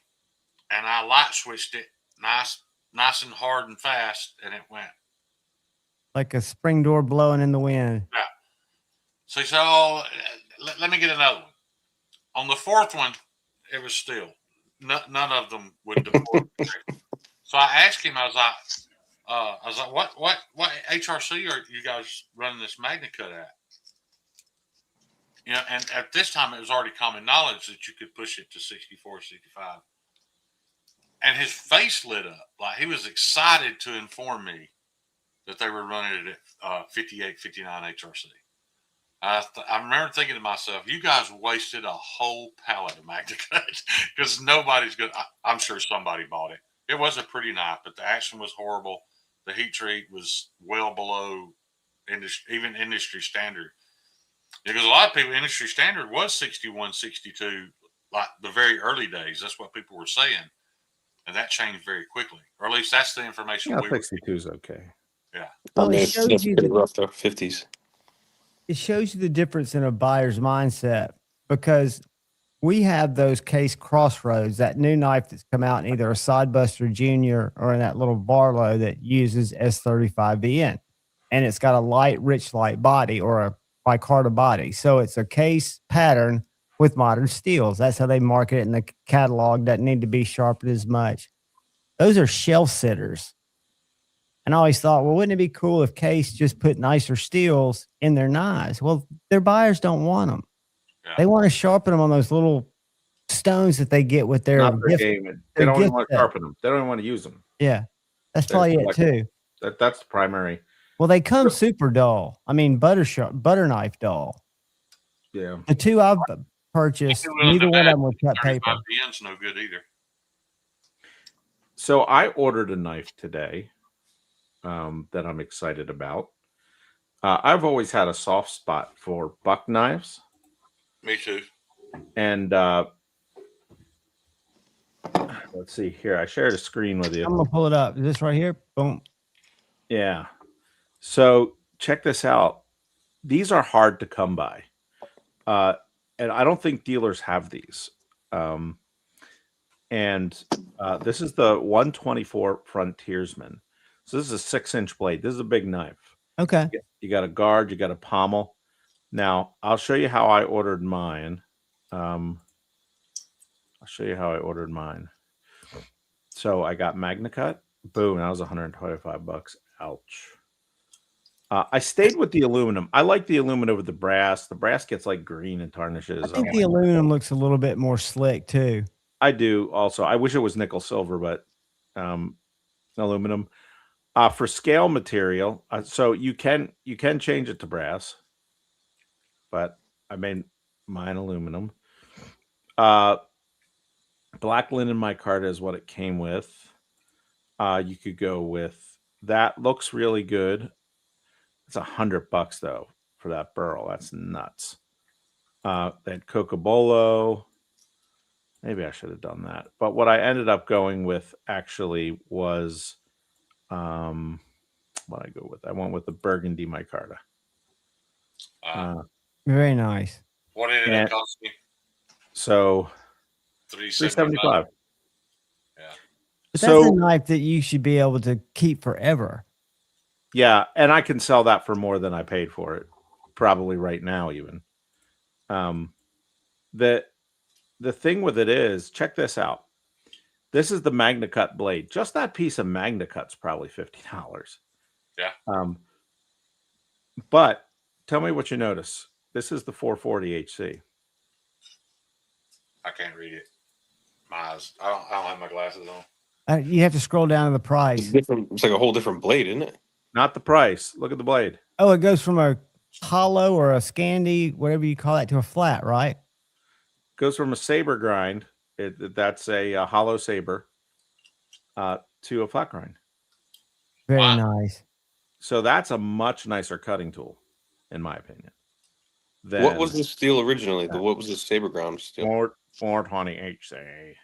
Oh. Yeah. So wait a minute. Now, So why you're would saying the 420 HC is a hollow grind? And yeah. It's a totally different grind. Yeah. Well, yeah, I'd get the Magna Cut flat grind then. They had crew wear, which was tempting, but I wanted the stainlessness of it because this is more of a collector. I don't know if I would use it. And so what is also interesting is this is a full tang knife. They don't have any more pictures of it, but it's a full tang. And so this pommel's pinned on, and I'm assuming this is pinned on too. But what they do is they slide that guard over the blade, and then it lands there. So there's like ramps, I'm guessing. Oh. That it catches on. Holding that. So that's a little different kind of construction for a knife like that, because it looks like a stick tang, but it's not. Super cool. That is a high-end knife. It is. A 6-inch blade. Is that about a 12-inch overall knife, or? Let's see if it gives us that spec here. 13 ounces. Blade thickness, 178. You would think 6-inch blade, maybe more like a 9 or 10 inch. I'm just looking at a tape measure, trying to get spatial. I gotta imagine that's over 12 or 13 inches. You would think the overall length would be something they'd list. Well, maybe not. It's not that big of a deal. Gary, I saw your Makos that are at Knife Center are Bowler N360, which I didn't know what that was until I saw that that's LC200N. Which is what I've heard you refer to it as. It is. Is that just overall length 11 3/4? Okay, 11 3/4. Who is your target market for the N690 gig or the LC200N? I'm sorry. I think it's like anybody who cares about, corrosion resistance or anything like that. I'm about that life. I like the LC200N. Yeah, we forget that there are people that live in that environment and work in it every day, and that could be a huge deal for them. It's got good edge retention, not fantastic, but very serviceable. It's a cool steel. I like it. It's good all around steel. Right. It's not selling as fast as Magna Cut, not even close. Right. Well, I Interesting. noticed Spyderco got away from it in their Salt series and went to MagnaCut. Yeah. I Which think I they'd have didn't. been better staying with that, honestly. You're giving up some edge retention, but MagnaCut is rather stainless, but not as stainless as LC200N. See, I thought the same thing, Gary. I thought that MagnaCut was not 100% stain proof, but Spyderco kind of implies that.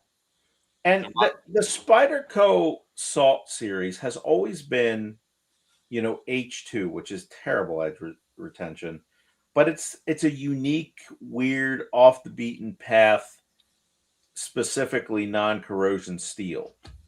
So I think they jumped the shark a little bit with MagnaCut in the Salt series.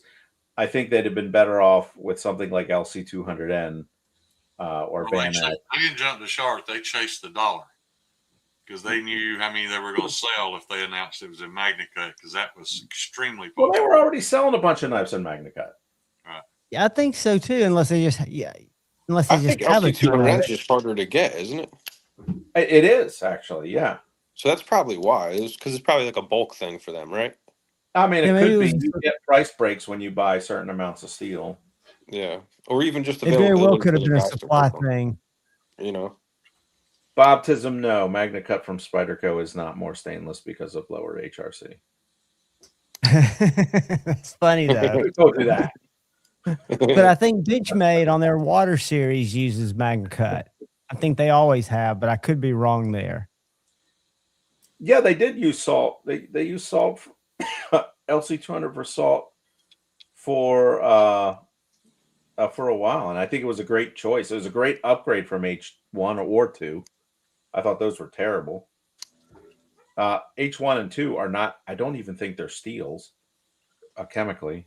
I could be wrong about that. They're not magnetic. I do know that. is it like dendritic, like the? It's not dendritic. It's Oh, just it's a it's just a different alloy, different kind of alloy. And Josh, M390 and 20CV will be harder to sharpen than like a 440C or some of your, entry level steels. But if you're using like modern diamond stones, things like that, it's not going to be much harder. But I'll let these guys kind of speak to it. I wouldn't say really hard to sharpen in my experience. With diamond, nothing is hard to sharpen. This is just a myth that keeps having a life of its own. This is hard to sharpen. That's hard to sharpen. I tell you what's hard to sharpen is crap steel that's super soft. That's hard to sharpen. Yeah. Yeah, the I've got a Walmart little knives that your CR friends want you to sharpen up. I got a little CRKT double detent knife a guy gave me, and I've tried on 3 different occasions to sharpen that knife, and it's just mud. I mean, just you're pushing the steel from one side to the other. It never. Yeah, they're really hard to sharpen. It's really hard to get the burr off. I had a hard time sharpening one of the Griptilians that I had. My buddy had. It was one of the cheaper ones. Yeah. It would not take an edge. S30? I don't even remember now. That's the base Probably Griptilian steel. Probably. It wouldn't. I think It wouldn't take an edge. Benchmade For the is so big. I know for a fact, I think I've told this story. We get like 4 or 5 of a particular knife, Benchmade Claymore, we'll say, in stock at the time because we order them that way when they become available for dealers. And out of like 6 autos, I forget which model, we sent 2 back because they did not fire. So something in QC is so out of whack from one day or from 1 hour to another that I could see how there's more of a variation between the quality that flows through a facility like that. That was my deductive takeaway from that. Because who would ship out a knife? I mean, you would think somebody's in the back going, check, put it in the box and send it out. Check, open it at least. Well, they But are in not- CRK and Medford and Hinder. Well, Benchmade probably I- too, 99% of the time. I don't know. Can you imagine paying a guy to sit there and open and close knives all day? Well, when you're packing them up, it's just part of your procedure. It's just you put it in the box, make sure it opens. Yeah. It's the same guy. It's not an extra guy. It's I just don't know. It's just making that position more lean and effective. One thing I noticed too about Knife Center, and Sierra Rick, if you were talking about Knife Center earlier, I was only talking about my personal experience about feeling like they were a bigger company and waiting for my order to ship for a couple of days. They never did anything wrong. And what they do, I noticed, we have down at the store now a Randall collection. Randall knives were made in Orlando, Florida. They're fixed blades that I don't understand, and they're very expensive. I didn't know they made new Randall knives. They do. And Knife Center's a dealer. You know what kind of knife JFK carried when he was in the war? What? A Randall. Well, I knew they had something to do with that. But all the guys in the military whose family had a little money, that's how he blew up. They all reached out to him to make them a better knife than the 1095 K-bar fighting knife. That's how Randall got his. I just watched the documentary on it the other day. These are 1095, aren't they? Yeah, they may be. They just wanted something better than the K-bar. Stainless steel. I'm sorry, because you can get stainless or carbon. But I learned something. So, Knife Center has this knife, and it's $845. We've got this knife, I think, a used one for $1,100. And I was like, "What's different about ours than this one?" And they're like, "Oh, ours is $300 more, and it's used." And I thought, "Okay, how's that work?" And he goes, "You can buy a knife from Randall for $845. Less than that.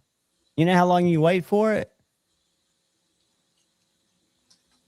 10 years. What? Why wouldn't somebody just buy that and turn around and resell? You know how long they waited for it? How long? 6. Oh. Was allegedly when that order was put in, according to people that have a knife store that know Randall's and buy and sell them. Yeah. That's And wild. Chris Reeves is the same way. Did you know that? You can buy directly from Chris Reeves for less than you can buy from a dealer for, but you wait a very long time, like 5 years. That's so crazy. I might not be here. 10 years, all bets are off. And I'm an optimist. It's wild, man. Josh, I don't think you have a problem, but as long as you have a fairly modern sharpening system with diamond stones. 1931. Even if it's just a Lansky, you'll be able to sharpen that with if you try to sharpen with Arkansas stones, you'll be able to, but you're not going to have a fun time. I want sharpener is great for $30 with diamond stones. Go ahead, Gary. I'm sorry. I want to take you guys on another custom adventure here. Let me share my screen, if you care to. I'd love to. I'm along for the ride. Of interest to I may have to bail here in a minute, but if I do, I'll be in the chat. But I am interested. Well, whatever, Shane. All right. Okay. Here is a custom Griptilian from Benchmade. Now, see, this is $200. Damn. All right, boys and girls. Come on a little ride. Yeah, you're in the custom shop, aren't you? We're in the custom shop. I have one of these, and I got it in that color, actually. All right. First thing we want to do, it doesn't even show this, but if you switch this to D2, look where our price is now. I can't see it. You're going to have to read it to me. $125. Okay, so you dropped it to $125 to go to D2. D2. I like this. I actually like this drop point better than the sheep's foot. Let's see. Steel. Already did that. Finish. See, I'm already in here. Let's go to the handle. What color do you guys like? I like that one. I like that color. I do too. Let's go with that blue. I like that. Is that FRN? Yeah. Okay. Or G10. I was going to say, I like the G10 when they do the gray with the blue liners. Oh, yeah. Oops. Oh, yeah. You have a Mako that looks similar to that. That's what I was talking to you about your table that day. Liner. So what is this? What did you just do? You changed the liner color from black to silver. Yeah. The black matches the hardware better. Yeah, we got the black hardware. Nice. I like this little 3D rendering here. Yeah, I was gonna say that's a pretty sweet. Yeah, I've Custom not shop. been in the custom shop in a while. Once I looked at their HRC sheet, I bounced off their website. I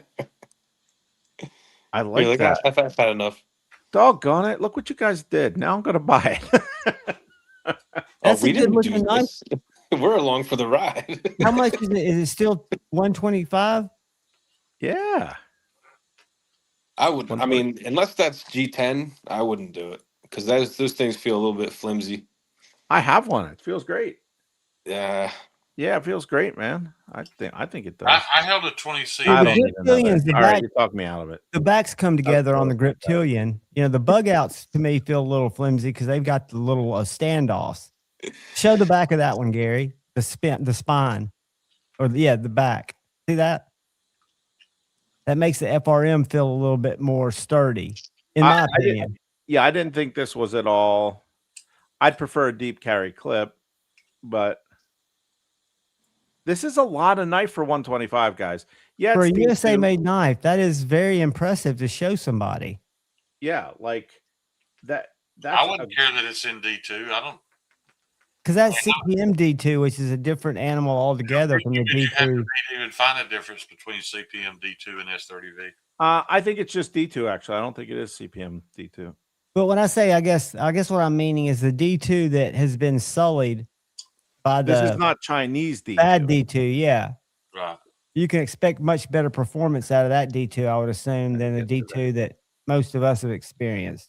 Yeah, there's the D2. Yeah, but you know, so you can get, that's a phenomenal deal especially from Benchmade. I agree, because that's a lifetime warranty on that deal. Yeah, I mean that's decent. You get the color you want. You can change that hardware to different stuff. So What's your lead time on that? Would you buy that before you bought the new buck with the new upgraded buck with the access slot? Your buck's got a new folder out that John doesn't like because it's FRN. But it's cheaper. It's about that price. It's FRN and it's S30V. The grip is a pretty proven design. So, you know, it's a Melpar. You go up to, well, I can't say it's never been up there, but I sent a knife to a Inuit camp up in Alaska. And while we were having the conversation, I asked him what everybody carries there. And he was like, we all carry the same knife. And I was like, what's that? He said, the Benchmade Grip Tillion. I was like, why? And I asked him why. He said, well, for one, it's available here. He said, it's, you know, one of the better knives available. And at one point in time, we could get them for $80. So, you know, everybody's got that $80 Grip Tillion in their pockets. So, you know, we can't buy all the same That was a knives while that you ago. guys can. But they love the Grip Tillion. I wonder if you go into some of the other custom knives here. That's what I was curious about. How many options can you take into the customizer? Let's go to a bug out. In D2. Oh, Lord help me. I can tell you a secret about Benchmade dealers. Was Damascene steel? No, there's just a little there's that price is not always the selling price at all, ever. Let's see. What are our blade choices here? Steel. Cliff, you're right. They have it loose, but my friend in Alaska said that the people in his tribe, especially the young males that have pocket knives, the Benchmade Grip Tillion is the most popular knife up there. That's true, Toyota and Tools. Yeah, so the grip is not cheaper. That makes no sense. $350? Come on. $350? Take off 15%. Yeah, it starts at $310. I added MagnaCut and made it $350. Okay, All so right. you can't get That's a wild. D2 option. Yeah, That's I wild. didn't see a D2. What about an Osborne? Let's see. Was that like titanium handles or something? Like FRN. FRN for $300? Yeah, That's here's an list. Osborne. Let's see if they have it cheaper. Now, That thing's nice though. the Grip Tillion the Griptilian had let's get to the What kind blade. of handles are this? I don't know. They're kind of It's cool like though. it's like zombie digicam aluminum. Yeah, I don't know. So like if I go to S30V, oh, that's S30V red. I don't know if I wanted that. Still 325. Yeah, this is See, just nuts. that's why I haven't bought new knives a lot. I bet there's an auto that you can get down there close, but there's probably only one knife that you can. And Bugsy, the reason I say that is Benchmade has their list price. And then Yeah. as a Benchmade dealer, when somebody comes in, they don't have to ask for a deal. I can say, because of our dealer status, Benchmade Pro, they can take 15% off the map price or the price that's listed. Like 310, you take 15% off.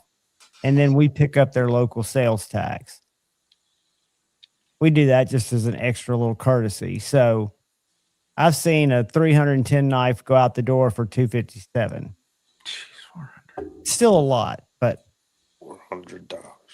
Protects are much less expensive to me. Protects are bang for buck. And I reviewed a UTX 70 Microtech last night that just came back. That's the size of a Sharpie, and it's $278.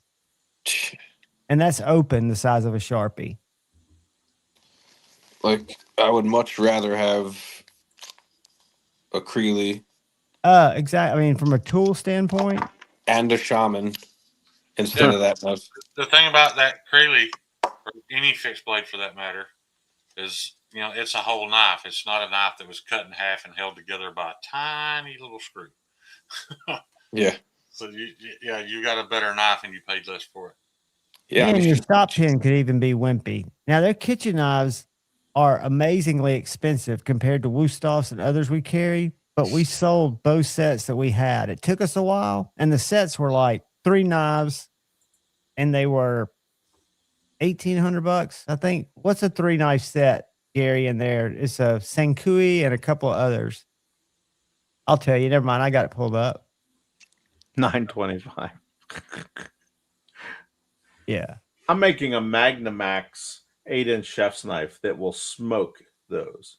Right. Not to be prideful, but it just will. You're being factual. Yeah. And like, that's actually a good set though. Unlike the Montana set. Like, you got a paring knife, good, a meat crafter, a mid knife. These 3 knives make sense together. The one on the bottom though kind of bothers me a little bit. I want that tip down lower. Yeah, that your handle's going to be way up in the air. Yeah. With that. But yeah, I mean, That set above it, it is. Look how that knife looks different to me. I think they're the same. I think it's just turned differently. Oh, okay. They got some decent handle choices. I like the all black with the wood handles. Looks nice. Which one? And I've been surprised, people, and it makes sense because you use your kitchen knives more, but people will spend money on their kitchen knives. Yeah. And most of them bring them to us for sharpening. I actually enjoy it way more when somebody gets a kitchen knife from me, because I'm way more confident that they're going to use it. Yeah. But I tell you what, guys, now that we've walked around,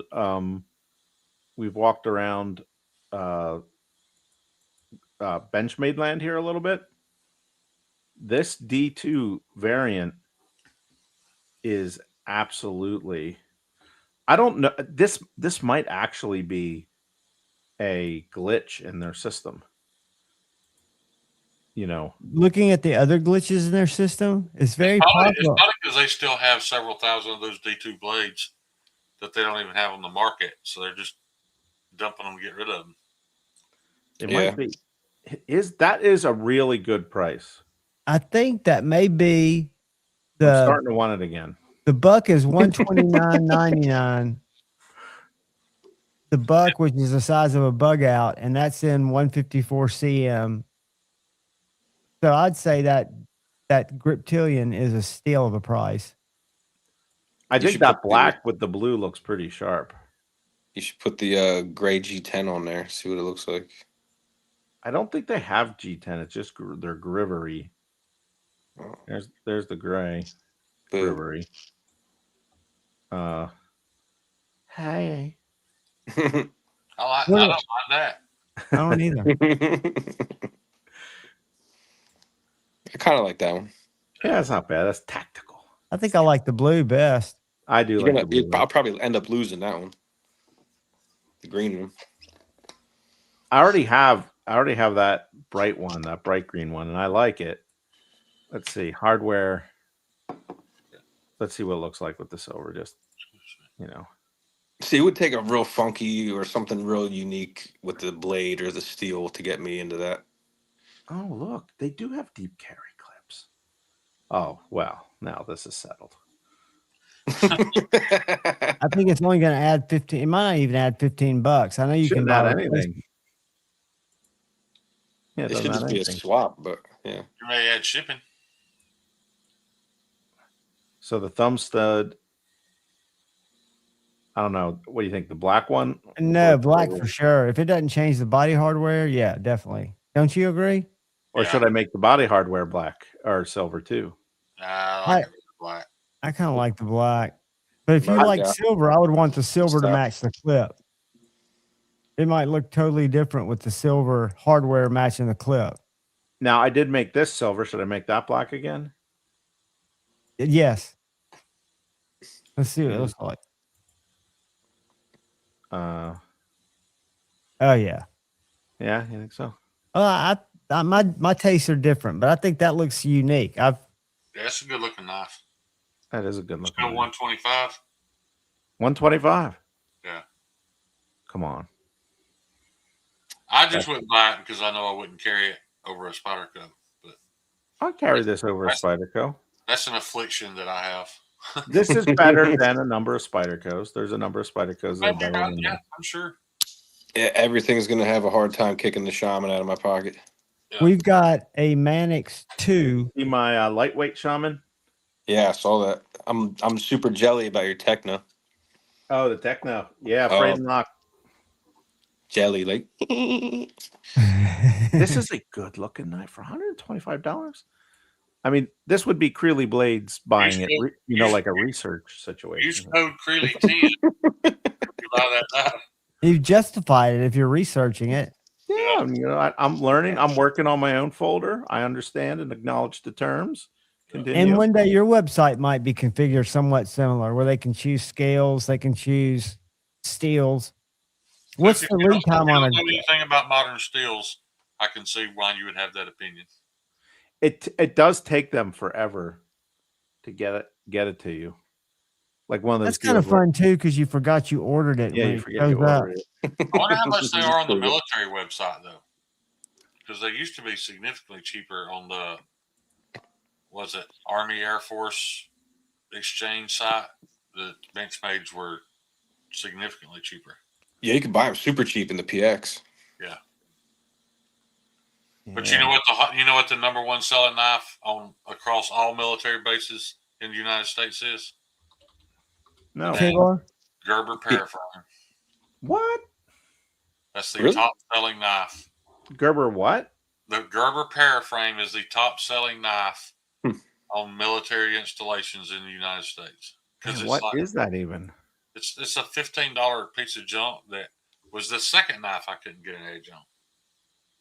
And it's a skeletonized frame, little stainless steel. Oh, I know exactly what you're talking about, and I had the same problem with that. I could not get an edge on it. Garbage steel. Cliff would like it, but it's got a little bit of like a belly on the blade too, right? Like it's not just like a straight blade. Yeah, it's got a little belly. I mean, it's not a bad looking little knife. Yeah. You know, and if your last name's Bright and you don't know anything about steel, you might be. Oh. Damn, run out of water. The North Fork was a damn fine outdoorsman knife, Luke. You blew it. Benjamin made another I got a little fixed blade from them. I don't know where the hell it is. It's a really nice little fixed blade. The knife I can't understand more than any other knife is the imported Pyrotech. Have y'all familiar with that knife? No. It's White Mountain Knives has one on their site. Now it does have Damascus. Hold on. I think I heard Tri-State talking about it. I like White Mountain Knives, man. They do pretty good stuff. Well, it's the girl, you know, the lady that used to be on, they called her something Kaiser Kim or something. She was in all the chats. She was Kaiser's, huh? Yes. Crazy K. Yes. So she got married to a guy and they started Pyrotech. All right. And so they See, they're look, getting they're smart too. very, They're getting scantily clad Asian girls showing up at Blade Show. they're very nice. That's the knife right there. All right. They're pretty. And then you go look at them. Oh yeah, Look at that's the this. Sabenza knockoff. That's a crossbar lock for $520. Oh, you know what? I'm gonna get one and give it to Tim. And I guess it is Sabenza. I guess it does. They don't put CPM because it's their version of S90V. Right. And then they've got this this one that has these magnetic onlays. It's a frame lock, I guess. Yeah. That one's Like $600. that blade. A Chinese knife. Do we know people that have bought that?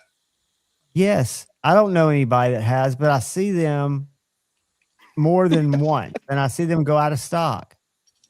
Yeah. Insane. And I've heard that it's a very well-made knife, but I can't It better understand. be for $600. Yeah.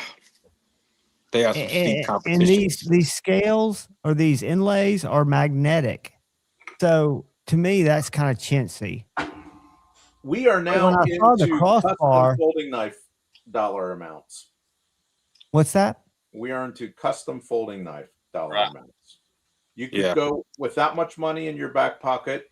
You could go to Blade Show and probably have a choice of 100 different custom makers. where you can Handmade take knives. the You're guy's exactly hand right. And buy a knife from them. Well, their base price is $388, which is still $50 away from a Hinderer. And That's what's a the rich steel? white. The steel is S90V. S90. I mean, people are paying that much for Chris Reeves. Well, Look, I didn't. I just bought a Griptilian for $132, made here in the good old US of A. So Congratulations. that is the buy of the day. You're a better dude for it. Sorry, Guys, we couldn't back you down off the ledge, but I gotta We're give happy her a for you. hand. I'll be in the chat in a minute. Love you, Shane. Love y'all. See ya. Later, Shane. Night, buddy. Yeah, I'd take a Harsey over that too. And a Harsey, I've got a couple. It's not my favorite knife, but I respect them and I can see the value in a Harsey.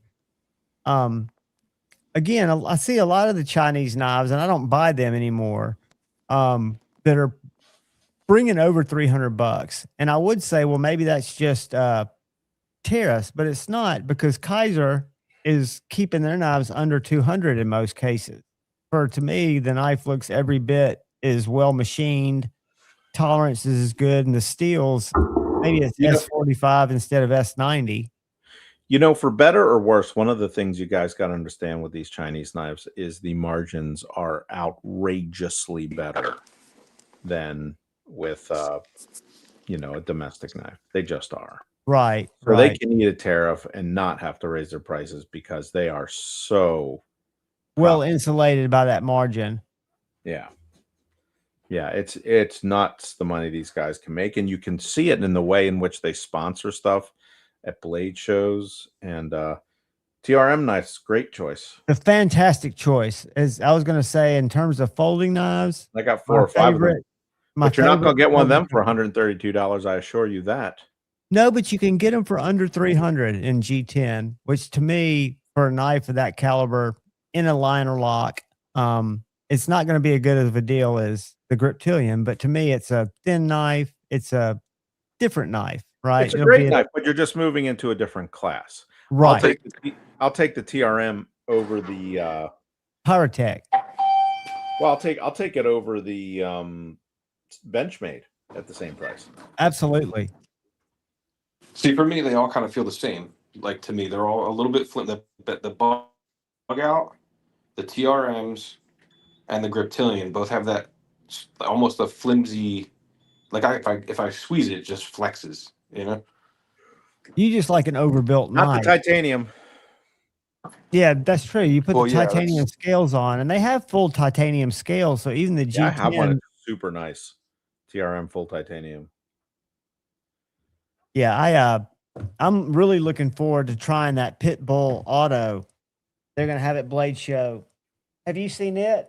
No, I don't like autos anymore. They're legal in Pennsylvania now. They don't intrigue me. Oh, are they? Yeah. Once they became legal, they just did not have the, The fun. I remember going on a mission trip to West Virginia and go into a mall, and in West Virginia they have knife stores in malls. Imagine that. And I got actually I didn't get one because I didn't have the money, but one of the guys with me got a automatic Benchmade. And it was like, ooh, we got an automatic in the outlaw state of West Virginia. I'll never forget in high school, or maybe it was college, when I got my first Boker Kalishnikov auto and didn't know that they were legal. And they were always legal in Alabama because we're the hayseed state.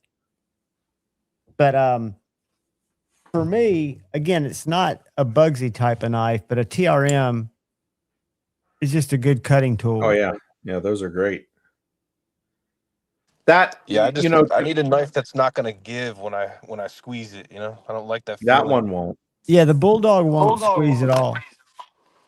Yeah, I haven't tried that one out, and I haven't tried one with titanium handles yet. I tell you what, the saw titanium, TRM just when you... Oh, go ahead. Sorry, go ahead. I was just going to say, when you open that, like, that has a sound to it. It's just super solid ting. I agree. Just a really quality, like you feel like you have a quality tool in your hand. And the consistency between everyone I've ever received has been good. The one time I need warranty work because I stripped out one of the liners, it was done extremely quickly with no questions asked. Another good value in USA made knives are Michael Martin's knives, American Blade Works. These little guys are, I think, $250 for a liner lock in Magna Cut, contoured G10 handles. You can get them nicer. Yeah, I have one of those, I think, right? I think I pulled one of those up the other night. It's got So either the folder I'm working on is going to be a push button. It's going to be aluminum scales and a variety of steels. And I'm hoping to hit the 250 to 290 price point. I think if you're anywhere in that $300 range, looking at what U.S. companies are getting for a crossbar lock, I like the button lock idea. I think you'll be fine. If you can hit that price point, you'll be better than fine. Because you've already got the things that got a little bit of a following, got a little bit of a niche. And you're known for quality materials, heat treats, geometry. I'll do Magna Cut, I'll do Magna Max for sure, but I'll do 3V, I'll do Crewwear, I'll do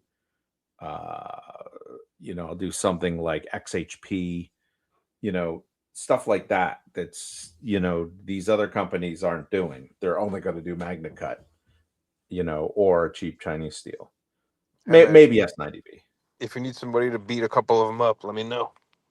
And baptism, that's one way to look at it. But the good news is you don't have anywhere sneaking your money because you're going to be standing in probably the biggest knife store ever. I've never shopped for knives in Atlanta. I know Birmingham, Alabama has a really nice knife store. Huntsville does. There's a nice knife store near me called Country Knives. It's actually pretty popular. But the problem with them is they are full retail or even higher. And so, if there's a knife, like I got a Signal there, it was $190. I'm pretty sure it's $160 map. Really? Yeah. And so most of my dealers will give it to me for 110. And evidently that's not uncommon, Gary, because I've asked a lot of times why all these old timers are coming in to Knives and More, buying cases and turning around and selling them. Why do they sell them so cheap? And they're like, we don't sell them so cheap. There are a lot of dealers that will mark their cases up, just like a car dealer marks their cars up, because they're only getting X amount and they want to maximize their price on each sale. To me, I find that kind of crazy, but I also think it's crazy to sell them to where people can come in and buy 15 or 20 and turn around and sell them, because it takes them out of people that would buy them's hands for a fair price, in my opinion. Right. That's the same exact thing that happens to me with the Pokemon stuff. Like, I can't even find a pack of cards for my 5-year-old because all the resellers wait in line. They buy everything at MSRP and they'll turn right around, go outside, and put it on Facebook Marketplace for 3 times the price. And all the kids, all the people that like have like a job, they're completely priced out of the market. You can't get your hands on any of it. Kind of like concert tickets 102. Yeah. Yep. It's crazy. These people like getting into fist fights and stuff over this. It's amazing. I mean, it's what people will collect. And then if you saw these old timers, I mean, these are people older than me that are. When I went to the Rocket City Knife Show, I saw one of the guys that frequents our store quite a bit, and he had a table with a lot of case knives, and then he had this wood burn stump behind him that had his whatnot handle. And I think he had auctions 3 nights a week that people would come in, and the guy that owns the store says these whatnot sellers are very successful in terms of what they're able to make off of the margin that they're charging above what they buy from us for, which to me just seems kind of shady. Yes, Country Knives is relatively small. I mean, it's not super small, and it is packed with knives. And because their knives are sort of high, they'll end up having more, like, especially with Spyderco, they buy every Spyderco knife that comes out. And so they have really off the beaten trail knives. So you're going to pay for them, but they also have some pretty cool stuff. They don't deal my knives yet. I was trying, I don't want to push it on them if they don't want it. I mean, that whatever, but I just want them to sell my knife so I can go in and trade knives. Right. And, I mean, they've got great Google ratings. Their showroom looks very professionally laid out. But like with our store, and I didn't understand this until standing there. I didn't understand this at Blade Show last year, walking around with those guys. When they talk about space as a premium, it's hard for us to bring in this dealer or that dealer because we don't have the space. And I'm thinking, you've got a huge store. We're talking about a few knives. But when you look at Country Knives and their showroom and the space that they have under the glass or on the wall, each one of those little slots is very specific into how their business plan works, because they've got to have that space maximized. I didn't understand that. And I can see now, because they'll get knives in at Knives and More and they can't put them out unless they go move a knife off the shelf. And their stuff stacks so deep. They're in the process now. They've been measuring to see if they can get these little jewelry. I guess you buy them from jewelry fixtures that sit in the center between two, it'd be like a center island would be, that would allow them to show maybe 3 more lines of knives. Now, keep in mind, Country Knives is located in an area of Pennsylvania that it's extraordinarily touristy.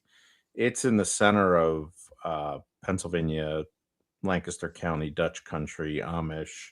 That makes sense to the cabinetry in there. Like, it's it's a very, very, so guys, people are in a money spending mode. I go When out there for the food, man. there's all kinds of cool stuff out there.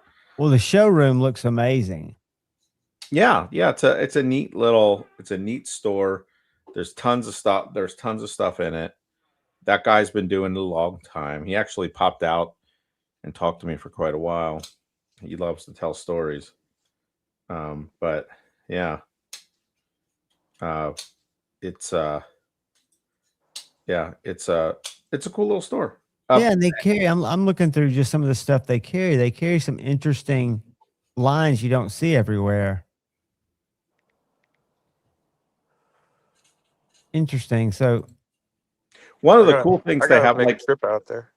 one of the knives I got from them is it's a PM2. It's anodized textured aluminum scales with BD1N steel. It's just it's kind of a different sort of, it's a different sort of PM2 now, and it has the collector's number on it.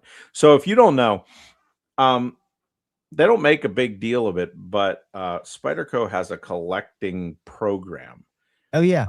But you have to buy every single knife that they release that year, including some of the special one-off, not one-off, but like special stuff too.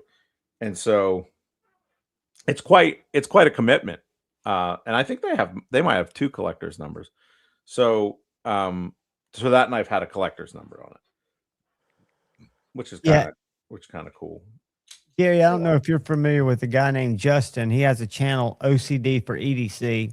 He's a Spyderco guy. His real job is he does geothermal heat management all around the country, but he's a Spyderco club member. So he also on his website sells a lot of the knives that he doesn't keep. And he's the one that made that compression made easy, that little part I was telling you about that sits on the compression lock. But like this knife right here has the little number 16 on it right by the Spyder. And it's his collector's club number because I traded this knife for him with him. But yeah, when he gets a box in, because he'll do these unboxings, it looks like a TV came in it, old school TV, a small bedroom TV. It's full of just Spyderco boxes or those occasional sheaths. Yeah, it's pretty wild how many that they force you to buy, though, too. Like, that's what I was going to say. You think about all the unique, weird blade shapes, and then all the hats, all the shirts, all the pins, all the every little thing. They just run that up into your account. Does it all come to you? I mean, they also have Leatherman at Country Knives, and if you don't know, like, do you guys have Leatherman? I've got a couple of Leathermans. I don't carry them much except in my bug out bag. No. I mean, is the store? No, we don't carry Leatherman. Nobody does hardly anymore. They dropped almost all their dealers, like all their dealers, like your store, right? But now, but Country Knife still has them because they were a very early dealer, and they know them personally. So most people pick them up through, I guess, Blue Ridge is where most dealers get their knives if they don't have a direct relationship. A long time ago, Blue Ridge stopped selling Leatherman. Okay. So Leatherman's you either do it or you don't. Yeah. Well, no, Leatherman's either your Cabela's or your Amazon. Right. That's their main distribution points. They probably have a handful of dealers out there that are a little smaller than that, but not many.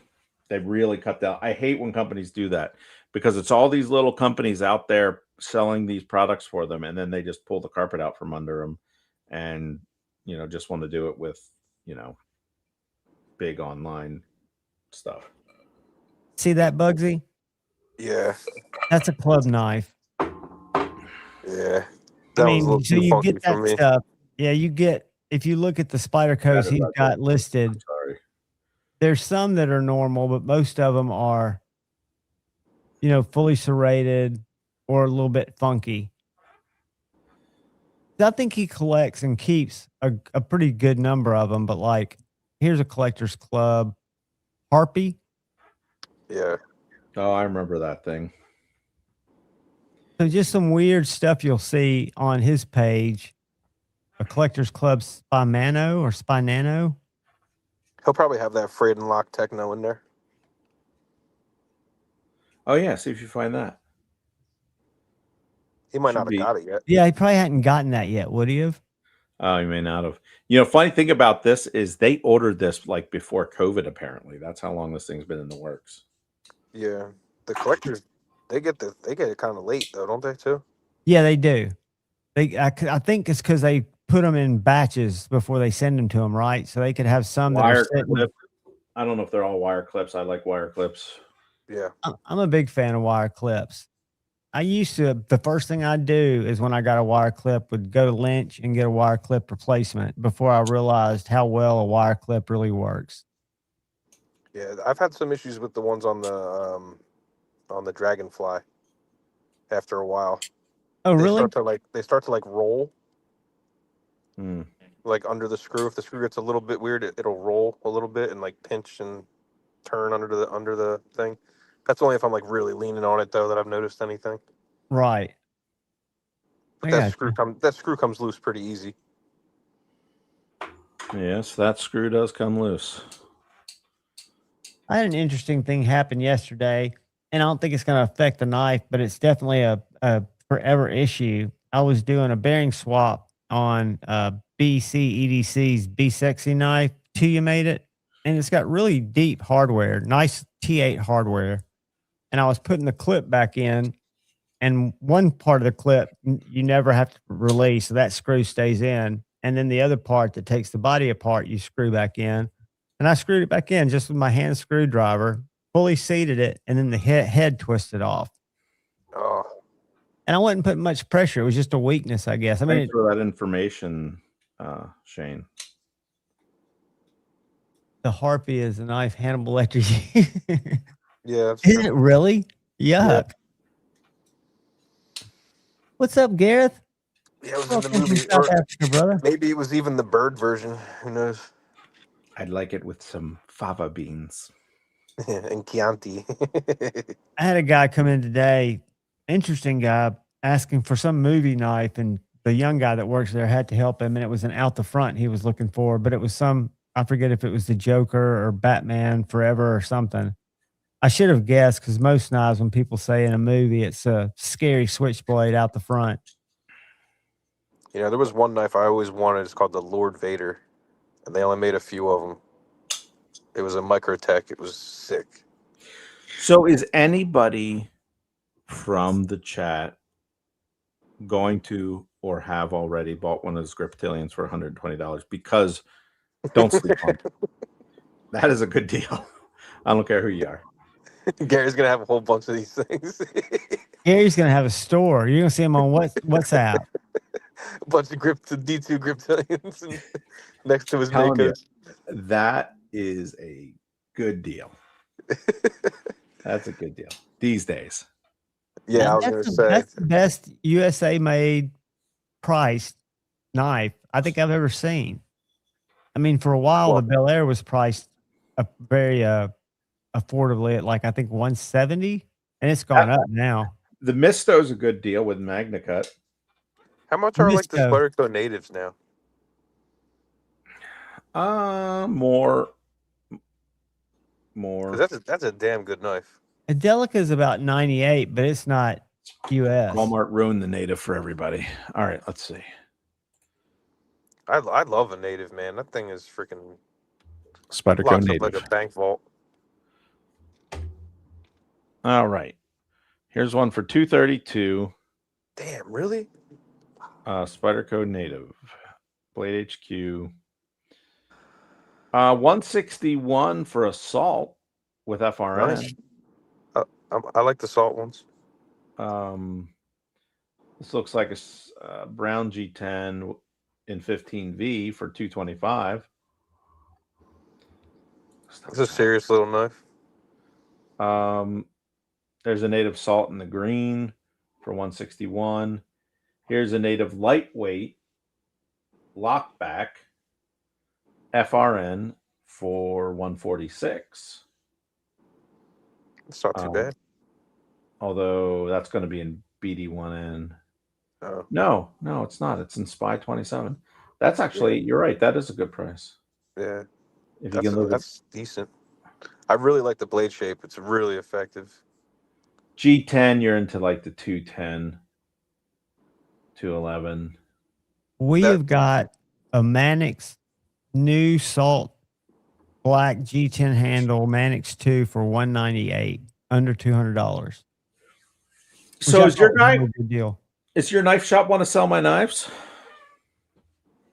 Tate, I'm talking to him about it, and I'm going to make sure he comes by and meets you at Blade Show this year because he's going to be. I over don't there. mind. It's just another path. No, definitely. The whole thing for them with any knives right now is they talk about floor space, but the thing I didn't realize till I worked there is, for example, Easter Sunday, he dropped right between 40 and 50 on a case collection. So the whole center of their store is case, and most of it's new case, but he's got an antique vintage section. So I don't know how much he allots to their stuff that he acquires when he buys estate sales. But I think it's a perfect match, Gary, because like I say, I've seen now 2 people in the store besides me carrying your knives. That's a lot. Tate, the guy that's 20% owner, loves them. He wants to sharpen the Magnamax, and I've told him he's not going to be able to. Those engineers might be really into the LC200N, especially if they do any kind of like rocketry or, space stuff. They know what that steel is. And well, what's weird, because I would have thought the same thing. And we have a lot of engineers that come in the knife store, and they usually pick up a Microtech or a Benchmade, and they work for NASA. And you would think they have a pretty strong grasp on metallurgy, but not how it applies to knives. They'll ask me the question when they're looking at 10 Benchmade bug outs that are all priced differently. Why are they priced different? And you'll talk about the handle and then the blade steel. And when you talk about the blade steel and the properties of different steels, I think the real world majority of people, even engineers, don't cut a lot of stuff. They're more concerned with how it looks and how it operates than the steel properties, which is surprising to me. It's also going to be like buzzwords too, like they use LC200N for like ball bearings in space, like you can just tell them this is the stuff they use in space for ball bearings, You're exactly right. That would probably connect with them on a much more personal level. Yeah, sold. Yeah. Yeah. I just gave some people from my church, I gave them an Omnivore for a housewarming gift. They just got a new house. Nice. And like it was in Magna Cut, chisel ground. I just wonder if they have any clue what they just got. I was going to say, I just moved into my house. Probably not like most of your fans, but they probably appreciate using it. Once they use it, they're going to be like, oh, this is different. Rick, I've never spent a lot of time with the Native 5, but we got in several 15V knives down there. I don't personally have any use for 15V, but we've got a Native 5 in 15V, and it's a very nice shape, very comfortable. It feels more beefy than most Spydercos that I've held, I guess because of that spring. Native just was one of those models I never got into. The Native with the fluted titanium was an insanely nice knife. I don't know if I've seen that one. Fluted titanium it is Paul. It's 2 something. All of the 15Vs are over 2. If you shoot me a text, or if I'll remember, I'll shoot you a text Thursday. I'll be there at 2:00 Central, and I can tell you exactly how much.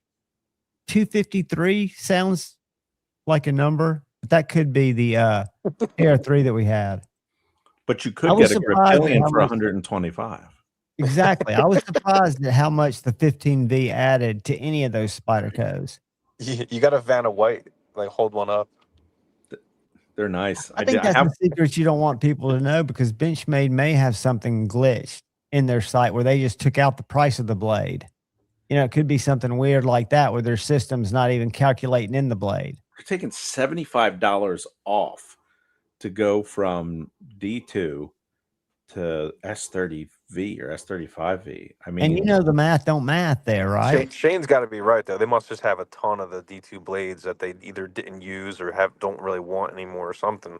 could be that or a glitch in their customizer. Although Yeah, this very possible. this is the second time I've took advantage, because on the customizer it says +0, but then when you select it, it's -75. Hey, Bugsy, you know Gary has experience as a knife dealer. He was a knife dealer in college. Oh yeah. No, I can tell he knows what he's doing. I say that kind of jokingly because tell him the story, Gary.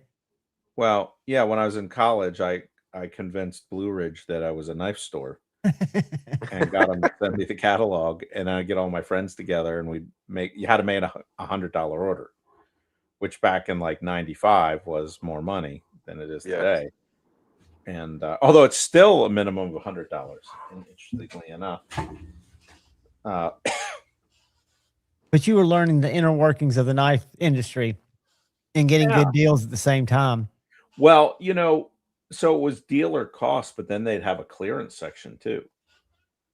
So like I got a fully serrated Spyderco. I don't even remember the name. I think I have it over here. And it was like super cheap. It was like $50 or something. And let's see if I can find it. Yeah, I think this is it. Maybe somebody will know what model this is. Bugsy will like it.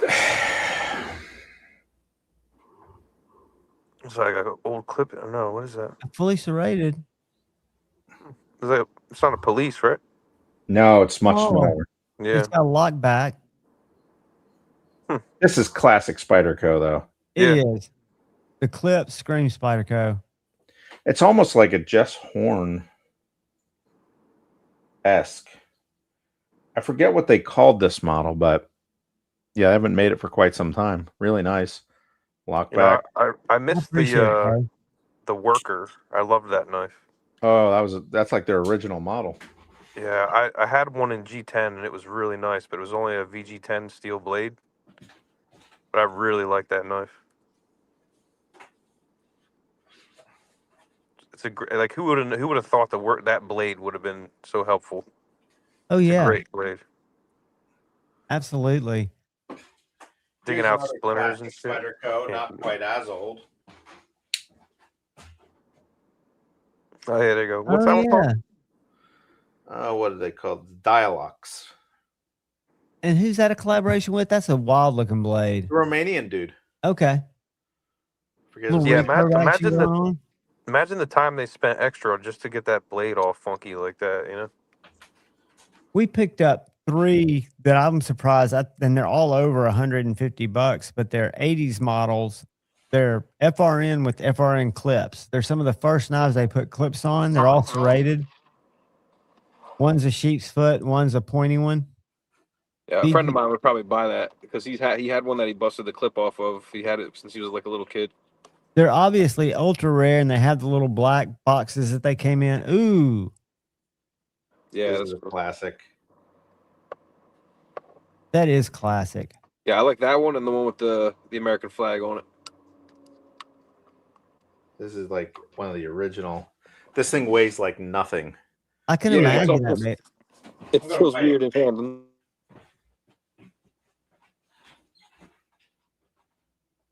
I was going to say something. I can't remember what it was. I was looking at the chat because something prompted me. 1.2 ounces.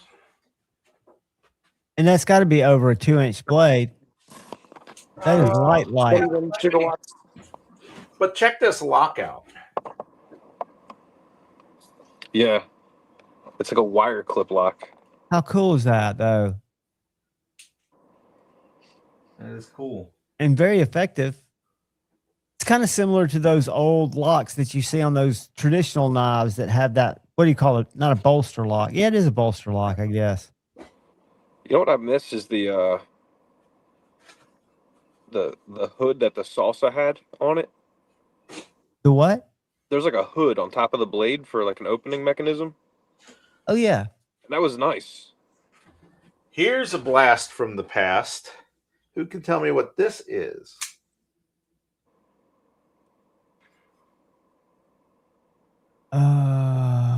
Looks fair in 4G, or is it Bergy? No. Neither. Is it ZT? I can't tell what. I'm clueless. Made in America by way of China. USA. What is that, Gary? Can't tell the clip either. Make it big. Hold on a sec. Bros Blaze. How do you Browse. pronounce that? Broas? Browse. Browse. Yeah. You say by the way of China, is that one that's questionable? Yes, I'm pretty sure. I think all their knives. Yeah. Oh, here's one. So I was in an a cappella choir in college, and we toured the world, and we were in England, Sheffield, England, a steel town, and I got this back in those days. It's Oh, wow. Ooh, locks too. Very clean. Yeah, That's just cool. plain Jane. What that says there. I dig that kind of stuff though. What is it, Gary? It's has a name on it. Need the glasses for that. I was trying to read it. Roger? Roger. Yeah, Sheffield, England. Rogers, yeah. Says Rogers, Sheffield, England. I bet you that's worth something. Might be. I know what I was going to ask the chat. If anyone out there has a Demco 20.5, a newer one with the big pivot, and they want titanium scales for it, hit me up by DM. I've got a set of titanium scales from Lex Rex Customs that I need to put on a knife, and I'm trying to get away from having to buy one to put it on. I've got 3 20.5s. But I've got the old pivot style. But I would gift those scales to somebody if they had a knife and they wanted it scaled up. I ain't got no use for them. I just like to be able to put them on. I had that little SOG too. That thing is so light. Todd, I had one and gave it away, and it's a cool little knife, super thin. Hit me a DM, buddy. I'll show them to you. Hold on a second. Let me grab them.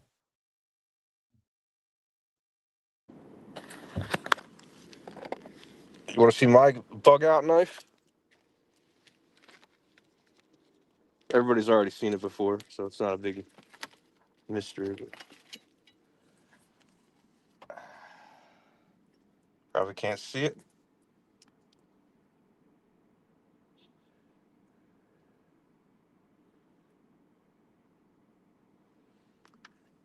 I think I lost audio again. Show you what they look like on. That's a set of his scales on a Benchmade Mini Adamas.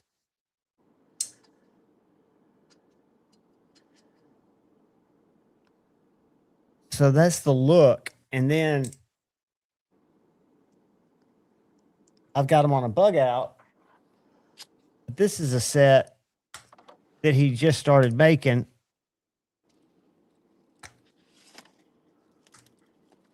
And I'll send your original scales back.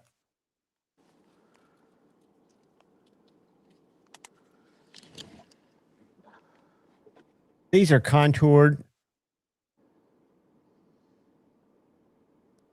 Shit, I can't hear Gary. Really clean. I don't think Gary's talking. He's trying. I think he's faking it. No, he's muted. I see a red light.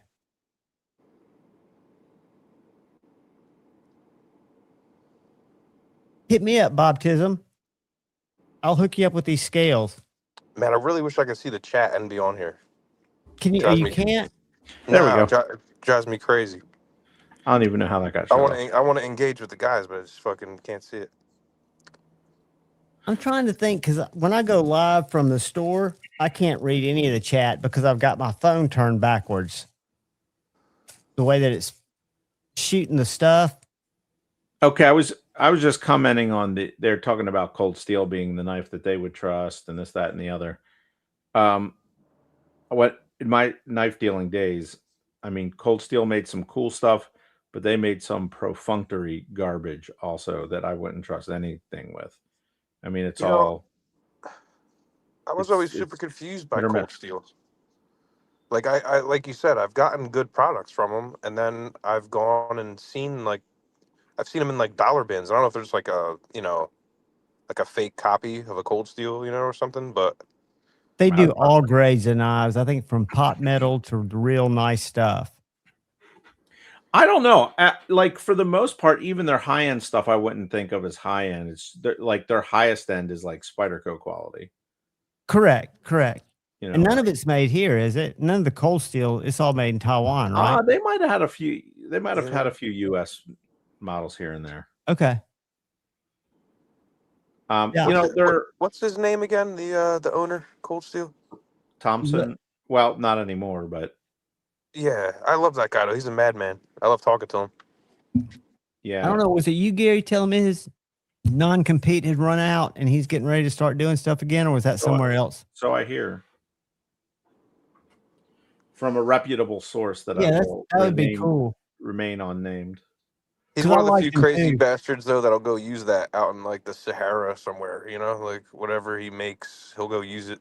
Well, he'll envision it for some purpose that most people would never have, but he makes it happen, and I can respect that on its own. That's He what I made mean. shields, for God's sakes. I love the madman in him. Oh yeah, absolutely. There's a video of him like trying to it's Lynn Thompson, that's his name. Yeah, Lynn. Trying to stab a pig and it goes wrong and he has to shoot it. You ever see that video? Yep. That's an interesting one. I think he got a lot of grief for that one. I think I remember that. He's stone cold though, because they'll talk to him like right after it, and he'll like explain all his like everything he was thinking and like all this little Thanks, Todd. like he kind of like he's such a madman. I love it. He is. He's good, and that's where I found out. Like I had a Cold Steel. What's the brass one? Code 4, and that spring broke. That was a shitty spring, bad construction on that knife all around. But then I've got an 80-15, an 80-10, and a 4-max. All of those have Andrews lock, and those are all good, all good knives. They had a knife in with XHP on it. Was it the Lawman or something? Yep. American Lawman. Yeah, that was it's S35. The later ones, the one I got was S35, but it used to be XHP. I heard it was a decent knife. I don't know if there's any truth to it. But. Yeah, the guys I knew that had it liked it. I like their knives that are like they're shaped for like you can put them on a spearhead. They're like a cheap fixed blade. I got like 5 of them for like $50. The Bushman? I beat the piss out of them. Yeah, I beat the piss out of those things. Oh yeah, they're sharp I have as one hell of those when you get them too. They are razor blades. When I got mine in college, I think it was $10 dealer cost. Yeah, that's what I mean. I got 5 of them for like $50, and I gave them to people for their little like go bags because I mean they're nice and lightweight. You can put them on a spear, which is nice. Yeah, you can put them on a stick, which is real nice. A little bit of reach goes a long way. No doubt. Especially if you're trying to shank trout in a stream.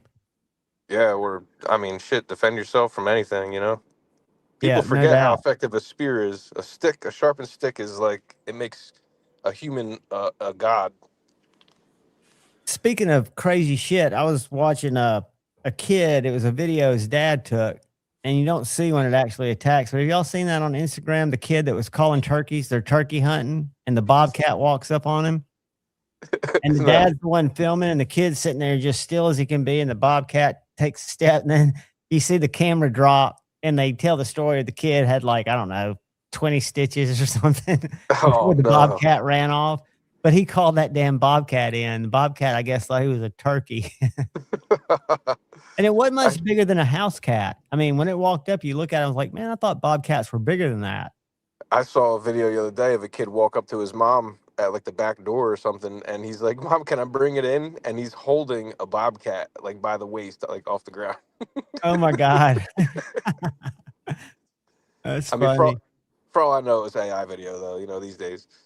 It could be. Yeah. It could be. But I've seen some ones that aren't AI, I don't think, because it shows the whole story of like this one lady who's sitting in her Florida room or whatever in the mountains, and this cougar comes up to her door and starts like banging on the door.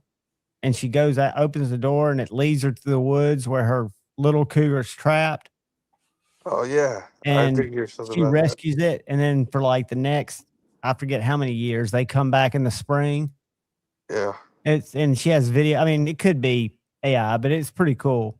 And I there's think that one. that's like the true human purpose. Exactly. It's kind of like your octopus story. There's a lot of nature interacting with people that's not violent. And I didn't know this, that cheetahs don't look at people as prey. Did you know that? I always thought Yeah. cheetahs would mess you up. They won't. They're Yeah, curious of you. They just walk up and chill with you on the Sahara. I heard that the natives of those areas used to like hunt with them and stuff. You know, Yeah, so we kind of it's almost like a symbiotic. they're the thing. only ones that don't take out people. Well, gentlemen, it is about that time here.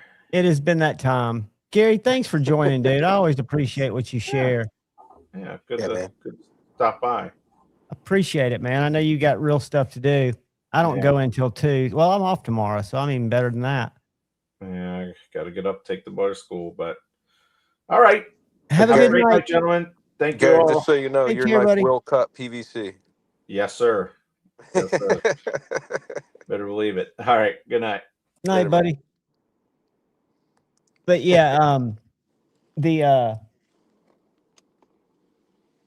there's this one video, and I think it's real. It's from a GoPro on a mountain bike, and the guy's coming around this sketchy looking ledge on a mountain, and this cougar is coming the other way and stops the bike. Have you seen that one? No. And dude, the guy's like, fuck, and then the cougar turns around, takes like 4 steps and looks back. So the guy starts following on his bike, and his little buddy had got caught in a trap. And so the guy puts his bike down, gets the little one out, puts the little one in his coat. The mom is there, puts the little one in his coat, and they shows him riding. They go to the vet, they fix it, get it through whatever broke its leg or whatever, take it back out there, and the mom is there. Huh. Dude, it's a trip. And then the relationship that they develop. I mean, the mother knew what he'd done, kind of let him take the baby because I don't know how they knew. Yeah, it's crazy how animals will do that, man. I've seen sharks take people to a whale that's stuck. They You work know, like together. like they just know they somehow there's a communication going on, and if we can like listen to it, or pay attention to it when it happens, we get included in it. I think a lot of times humans just mess it up, but We don't translate or to take the time to. One of the yeah, facts I I read see. that was amazing about the ocean is that a whale can communicate circumference the globe with its sound. Oh, you know what? Yeah, what kind of got me into Spyderco after I came back from the islands? Um, I saw some videos of the guys using that whale rescue blade, and I was like, man, I wish I had that, for certain instances, like being underwater, because For it's got cutting that whole crap out of the way when you're doing your thing. yeah, or even just to not mess up the coral or something on the backside, like. But there was tons of nets I'd try to free up, but I just didn't have the proper stuff, and the nets are really big, and you got to be careful because of the tide and the waves coming in and out. You get tangled up in something, you're screwed. in trouble, And I was always by myself, so it was never a good idea anyway. But Right. that's It's crazy actually though. I mean, when you see that kind of communication going on in the wild, And the videos that I think it was me and Joe Isabella were talking about the videos that we get served up. And I see a lot of octopus stuff because you got me interested in that. And you don't click on an octopus video on YouTube unless you're ready to get inundated and be convinced that they're from another planet. But Yeah, the man. other one is my spirit animal, the honey badger. Are you familiar with them? Oh yeah, those things are they're Shows this guy insane, man. get bit by a snake. Not only does it pass out, but it wakes up pissed off and sniffs that motherfucker out. It smells. It shows it following the path of this black mamba and waits for it to come out and eats it because Yep. it bit him. Yeah, they'll fight lions. They'll go right into a whole beehive. What's up, And just- Agenda? Coming over from Rumble, dropping some masonry stuff. All right, honey badgers. They are bad, dude. They're the only. They'll take on animals 10 times their size. They don't give a shit. Yeah. They get all bit up too. They have like super tough skin. They smell like a skunk. They're freaking nasty, man. Wolverines are nasty too. What was Ricky Tikki Tavi? What was the little guy? Was that Mongoose? Yeah, I remember that they're movie. really cool. They are cool. Yeah. Man, that one brings me back. That was a Ricky great Tikki movie, man. I read the book. I had the book before the movie, Yeah. but that was a cool one. I'll tell you what else I see a lot of videos of, and you don't realize this, but common cats are faster than a snake can strike. Yes. They show Cats are snakes another striking level. at them and cats jumping out of the way. That's why they walk right up to their face. I've seen that, Todd. Cliff think killed my- a honey badger with a dull spoon. Not. Good luck with that. There's two of my favorite videos. One, I don't know if you've seen it. It's the old guy in Australia that hits that giant crocodile in the face with the pan.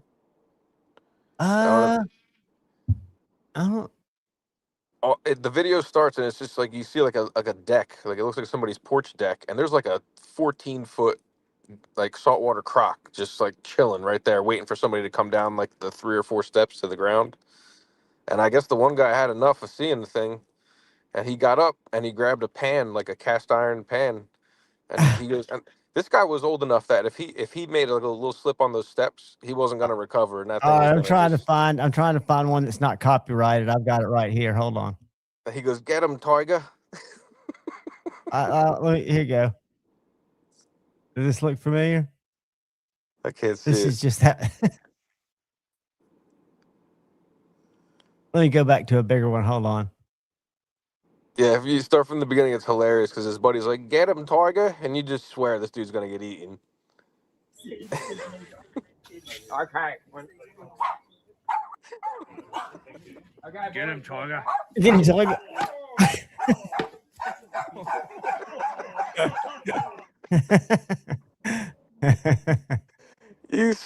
First time I saw that, I was like, "Oh, I don't want to see this guy get eaten," and he just does work. Get with him, that Tiger. man. Yeah, get him, Tiger. Famous last words. No doubt. I'm sure you've seen the one of the old senior citizen going to get the gator out of the ditch in Florida. And then grabs his arm. Yeah. Oh man. See, I hate And that it's stuff. like I being can like filmed. feel it. I can feel it. And it puts him in the role instantly. Oh, I know. Those things are they're like machines, man. I love those things. So cool. I love watching sharks and I love watching like gators. They're so primal. Let's see if I can. My other favorite video is the one that little girl who's on her back porch with her mom and that bear walks up and her mom's trying to pull her away and she's like, "But I want to pet that dog." I want to pet that I want to pet dog. that dog. Can you love see that? Yeah. Squaring up to the cobra. Look at that stance. He's fearless. He got it. He actually caught it. Listen to that growl. Man. Letting go. The snake's still fighting. Wow. I've never seen anything like this in real He's life. dragging it off. Breakfast. Nature is metal. They don't show the funniest are the longer form ones where it shows the snake bite it and the honey badger will get dizzy and then it rolls over and you think he's done for. I mean, he quits moving. And then about, they say 30 minutes later, and then he bounces up and starts sniffing and chases that bastard down because they say they hold a grudge. And then I saw Yeah. a thing the other day with a raven. Man, that was amazing. They had this clear piece of PVC pipe and Yeah. they put a shrimp right in the center of it. And there was a raven out there. And so the raven goes and starts getting different sticks hmm and pushing them through. They won't go through. They won't go through because they got branches. He finds the perfect stick, pushes it through, and eats that shrimp. And they talk about how they use tools, Yep. that they're, and to me, that was just fascinating because I don't think of birds doing that shit. Yeah, birds are on a whole nother level with like using tools, like you said, or understanding mechanisms. Like they've taught those things to like undo locks, and I've seen guys that have a whole like little fleet of birds that they leave their window cracked every day, and the birds just they train them to go pick up any spare dollar bills or any kind of bills they see out, and they Oh, they they that's a, they a fly back to damn, the house and they just fill up his bedroom drawer with money all day long. the honey badgers, AI or which one? Yeah, I mean, dude, think about it. They used to have passenger pigeons carry notes in wars, Yeah. carrier pigeons or whatever. I Yep. mean, and I know Edgar Allan Poe is onto something. Quote the raven nevermore. Yeah. Well, I think that's why you're not allowed to own corvids like ravens and crows and stuff.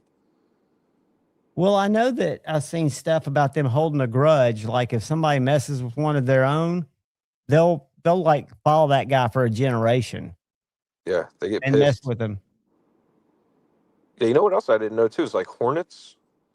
They can like memorize faces. There's a certain amount of faces they can memorize. So like Really? yeah. That's kind of creepy on another level. Well, they know exactly who's messing with them.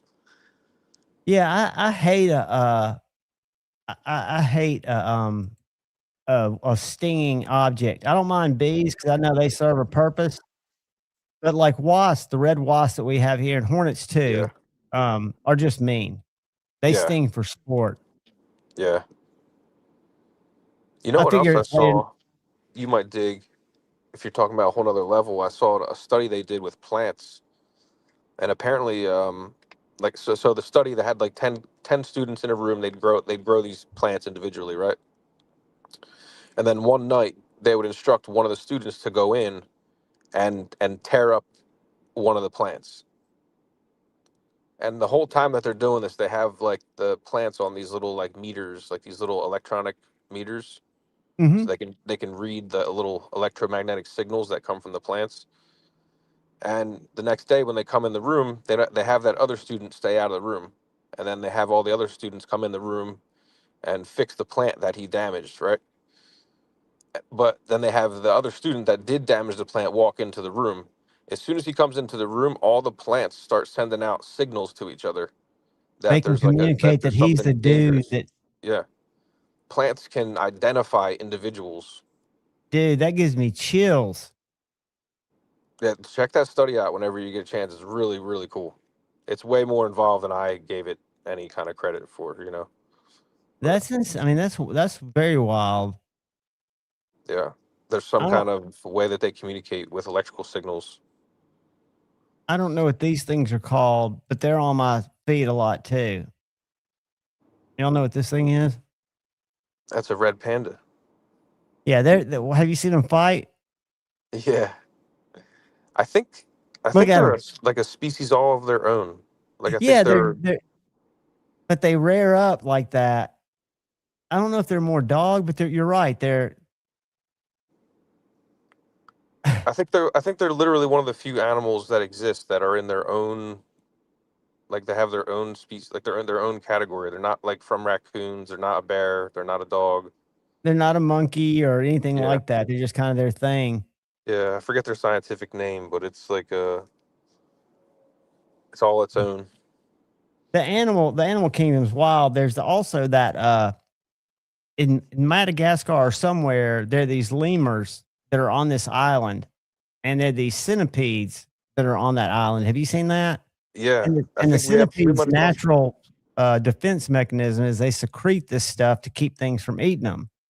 Well, these lemurs found out that it's a highly intoxicant, Yeah, they get And all so jacked they've up. hunted these things to extinction on this island. It's amazing because they go out and they seek them out and they don't eat them. They just rub them on their body and they show them rolling around. Lemur, psychedelic centipede. Hold on. Isn't that crazy? You have to put that in, like, Said, that's or an that it, insane. that it finds it. Yeah, well, that's what I mean. Like, there's an actual thing. I'll tell you what, though, those centipedes are mean as hell. They're the creepiest. One of the creepiest. Well, spiders give me the wills, but No, those centipedes, they're like smart. they and yeah, the worst bug that if it was full size that I would be scared of is a praying mantis. Yeah, So check this out.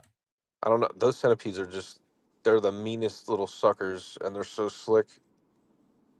They'll wait for the lights to go off and stuff, and they'll hide behind shit. All right, let's do this. Let's get up here a little bit. All right, get to where they get.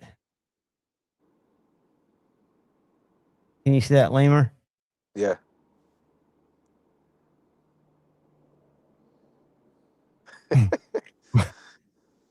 Watch this. I love their little hairdos. Watch when they get their effects. When the Like pretty little soon they Bernie start. Sanders.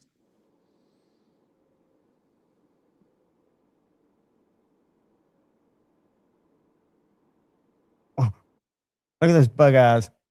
Look at the teeth they hide. You see them teeth? Oh yeah. He's Yeah. tweaking centipedes though, man. And watch this. They start rubbing them on their balls, on their backs. I'm itching, man. But it talks about, I mean, it's just one species, and that's what they found out what they're doing because they don't consume them. They're just, and then they get all jacked up. Yeah, dude, the monkeys on the islands, they will steal your drinks. Oh, because they're And- so, yeah. They just, that's what they exist in. Well, so like the monkeys on the island, they grew up near the sugarcane fields. And when the sugarcane like rots and falls over, it ferments. And they got used to that. So now when they can get it from your cup, it's a lot easier than trying to get it off the ground from fermented sugarcane. So they devise all these little schemes to get you away from the table, and then the one will go and sneak and steal your drink, and they'll fight over it, spill all of it, and no one will get anything. But They've got the plan. They know what they're after. Yeah, if you're smart, you take one and you just set it on a table like over there, like away from you, and then they focus on like scheming on that one. And you can finish yours. Yeah, then you can drink yours and it's not a problem. Unless they notice that you did that, then they get like spiteful. I'm telling you, they're little bastards. Todd's and they got 4-way jaws, so they're going to be eating you vertically and horizontally at the same time. Yeah, praying mantis are crazy. Have you ever? There's like a Discovery Channel like episode all about like up close on bugs and like what would happen if like you were their size and stuff. That's what got me scared. I saw that exact thing.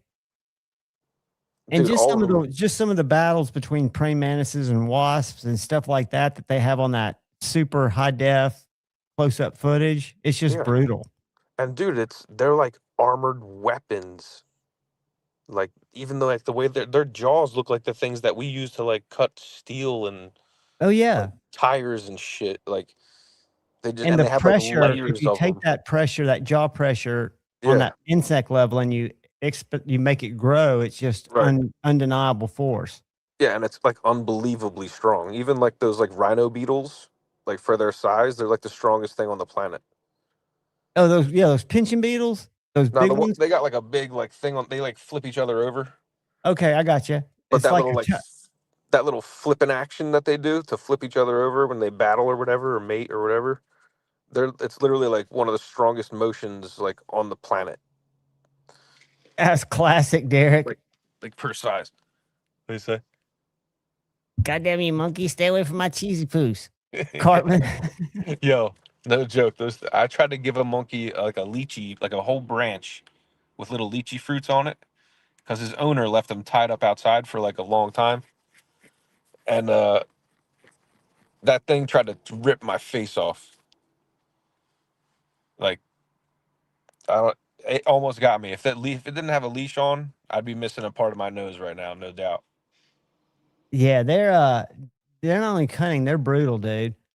They are I'll tell you, and mean. humans can really mess up wildlife because up at Rocky Mountain National Park, when you go up past the Stanley Hotel, there's an overlook up there in Colorado, in Estes Park, and I forget what it's called, but everybody goes up there and parks. And when you get out of your car, chipmunks like run up to you, and they're like pulling on your pants leg with their little chipmunk hands. I mean, they're so used to people feeding them nuts and shit. It's bad news. Yeah. You know what else is real bad news, and a lot of people don't even realize it. Like when you party at the beach and stuff, and you start going in the water a lot, people will go in the water to even go to the bathroom and stuff like that. That is like they call that shark sugar. Oh, I bet it's just a Like, major attractant. yeah, man, everything, like people will a lot of people throw their cups and everything in there, or like their plates and food and everything. You know, like, dude, and then they'll go splash around in there until like midnight. It, Yeah, and it's amazing more people don't get eaten.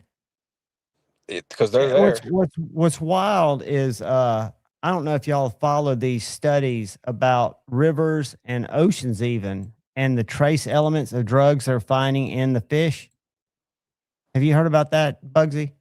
Yeah, yeah. So There's a lot of instances of that, yeah, so if you go down here, let me get out of the AI, the Guardian. Is and that a even reputable source? not even just the drugs. The like anywhere near like the meat factories, like in Brazil, that they dump a lot of the stuff out into the river, like the blood and all the extra stuff that comes from the meat harvesting. They said that's attracting so many sharks, like upriver, like all different species that aren't even supposed to be there. Oh yeah.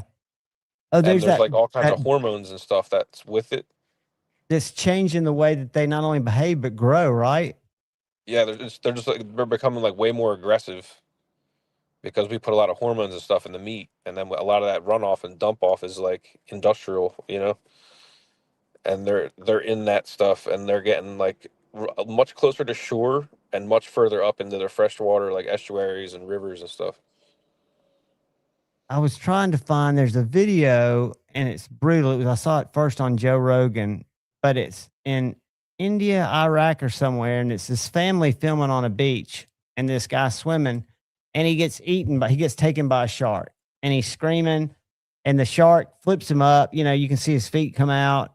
You don't see a lot of blood, but he gets eaten, right? And then they found out that about 3/4 of a mile up the little estuary they were in, there was a boat that was illegally dumping either sheep carcasses or some kind of carcasses that ended up getting sued for allegedly bringing so many sharks into that area because they'd been doing it illegally for a while. Yeah. You know, and that detracts so many other kind of species of stuff that's wouldn't normally be there.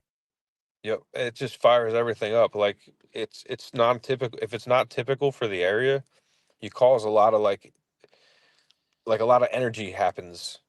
Like everybody gets all excited. Like all the little fish. It starts with the little fish, and then that immediate as soon as you can kind of feel that electricity in the water, everybody's kind of buzzing around. You got to watch because that's when the sharks and the barracudas show up like right away. It's amazing. Within 5-10 minutes, there's predators on the scene. Like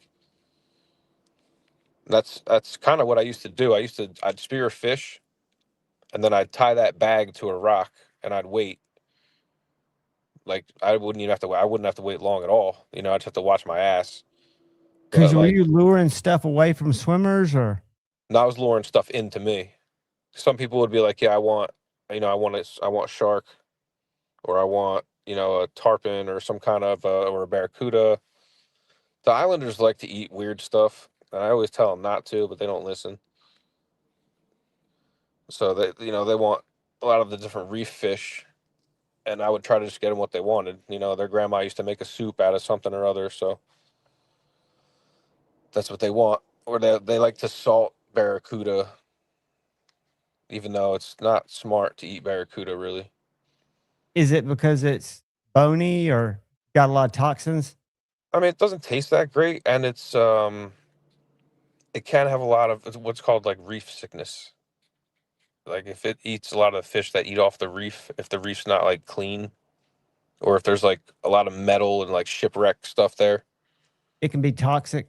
yeah, it makes the fish toxic. And you'll see people like if you ever go to the islands, you'll see like the native guys like they're missing a big patch of hair, or like their hair's white in one spot.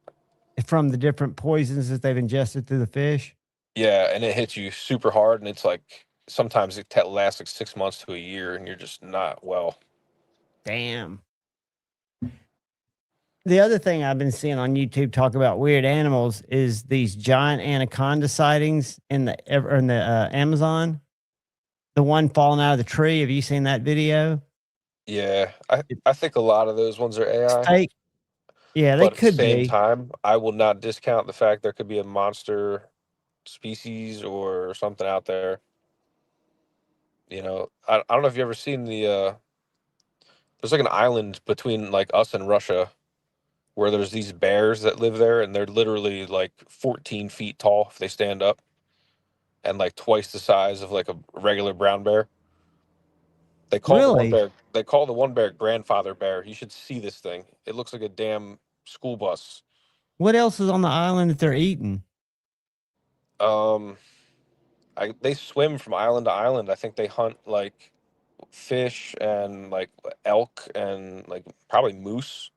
So it's probably a different genetic type of bear than a Kodiak or a brown bear. I think it might be a Kodiak, but they're like giant versions. There's an island somewhere out there. I can't remember what it's called. I'm trying to think because I think I know what you're talking about. Look up a grandfather bear. And I think it'll pop up a picture. I mean, the thing is an absolute tank. I've also been seeing some stuff, and I'm sure a lot of this stuff is sensationalism, but about the Mariana Trench Yeah. and that they think that there could be megalodons still around. Well, I mean, I guess in the ocean, there's always those possibilities, I guess. But I don't think the prey is there for those kind of things to exist Yeah. still. Well, But and maybe. I can kind of see that, but then they talk about the trench being so vast, and granted, you don't think much stuff would live down there, but there have been pictures. I know there's video of a giant squid wrapping onto an oil rig down deep, Yeah. and the estimated size. I'm not finding. I see a cartoon grandfather bear. What else would it be called? Because there's one that they call grandfather that's the largest Kodiak in Alaska at 2,650 pounds and 6'5", but I don't think that's what you're talking about. Well, it's 6'5" at the shoulder. Yeah, this one's the largest. When it's on all fours, it's 6'5" at its shoulder blades. On island. Let me try something else. When it stands up, it's like 13, 14 feet tall. Is a legendary massive bear, 12 foot, 26 featured in Animal Planet. Fear Island. Yeah. Conservationist Bradley Trevor Greaves leads a search. Admiralty Island. Yeah, the bears out there are Which is just known like for its high density. I found it. Okay. it's like the biggest bears ever that in our time. Yeah, it looks like there's a whole Animal Planet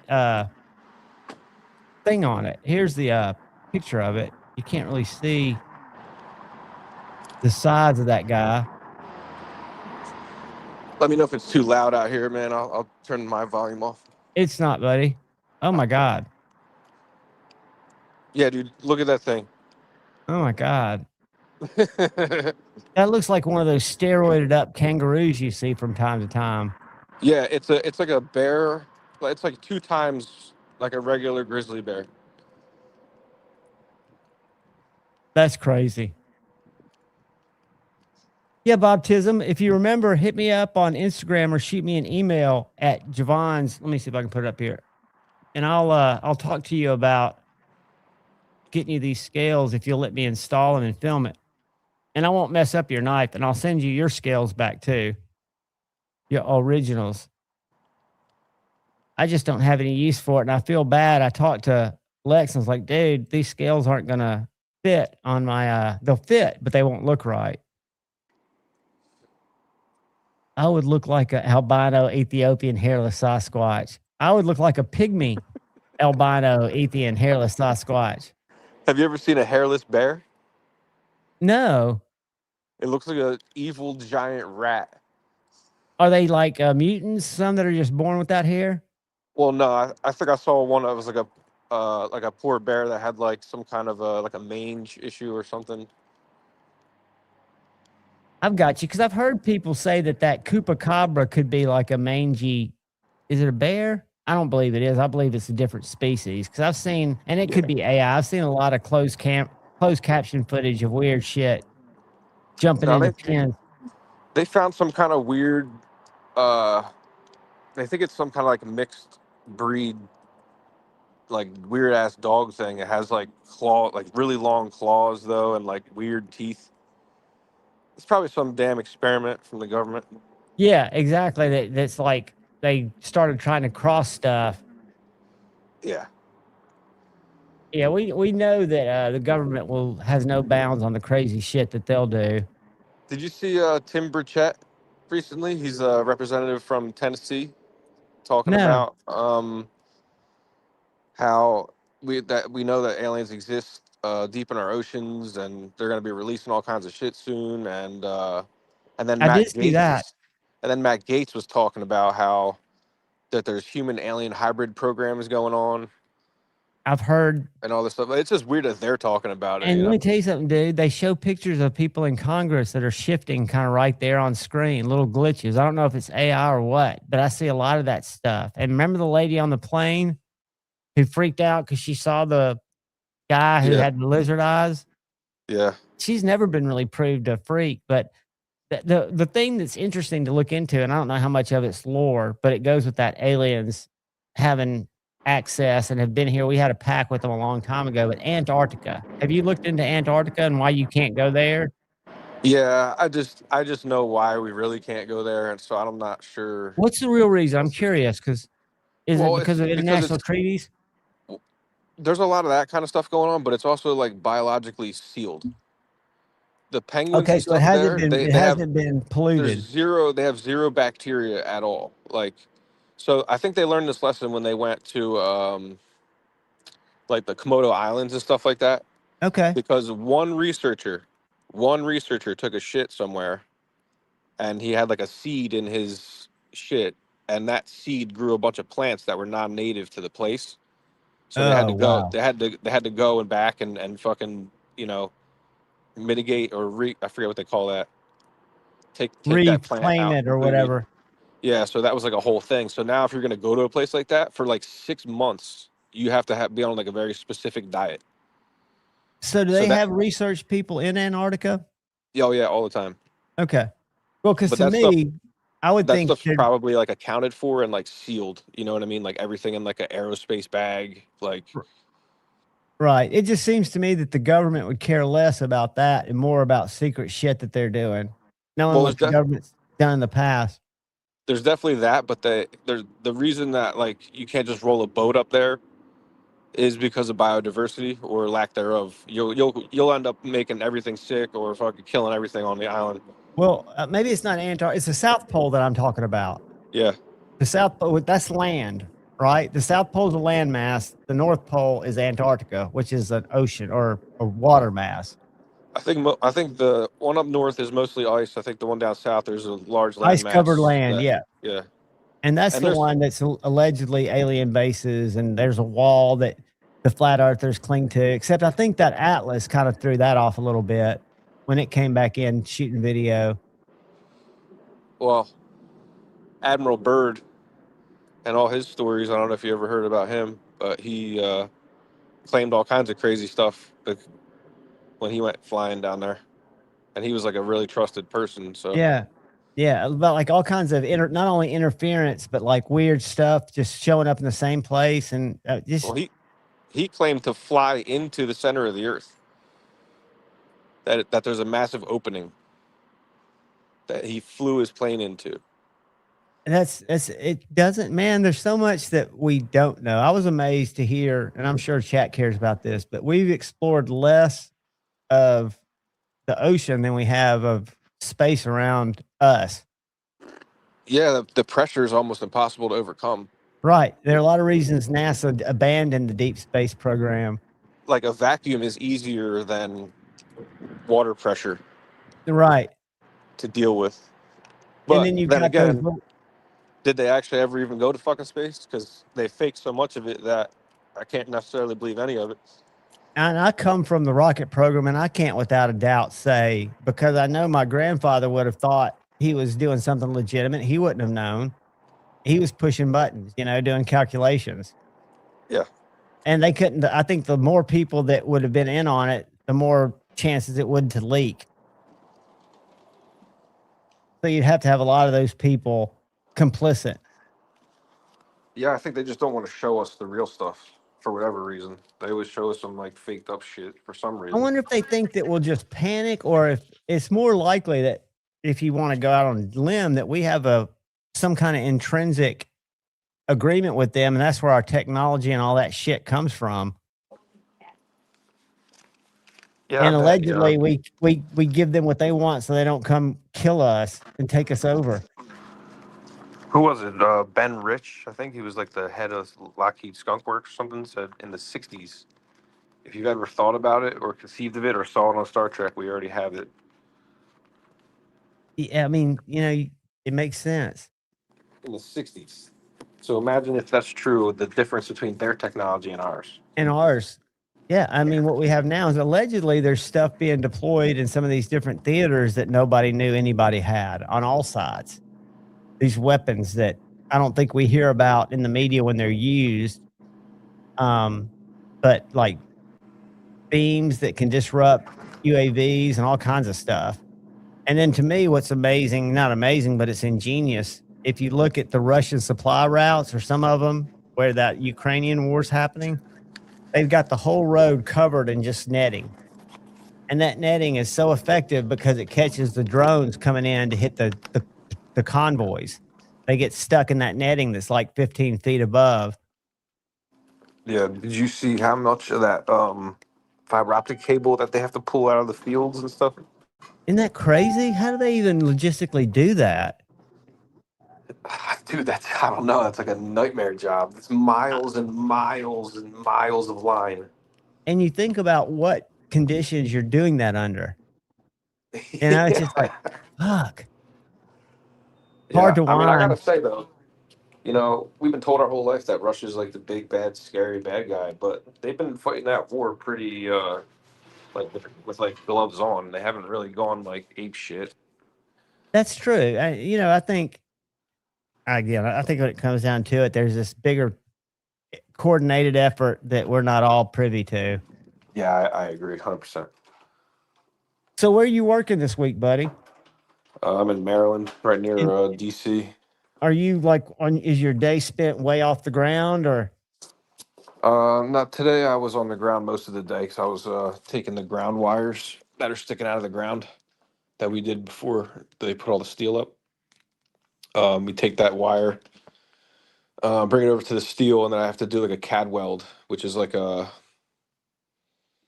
it's thermite basically, but you have to put the cable in a mold and then get the mold on the steel with like clamps and stuff. You have to hold it still. You have to heat everything up so it doesn't like explode with moisture.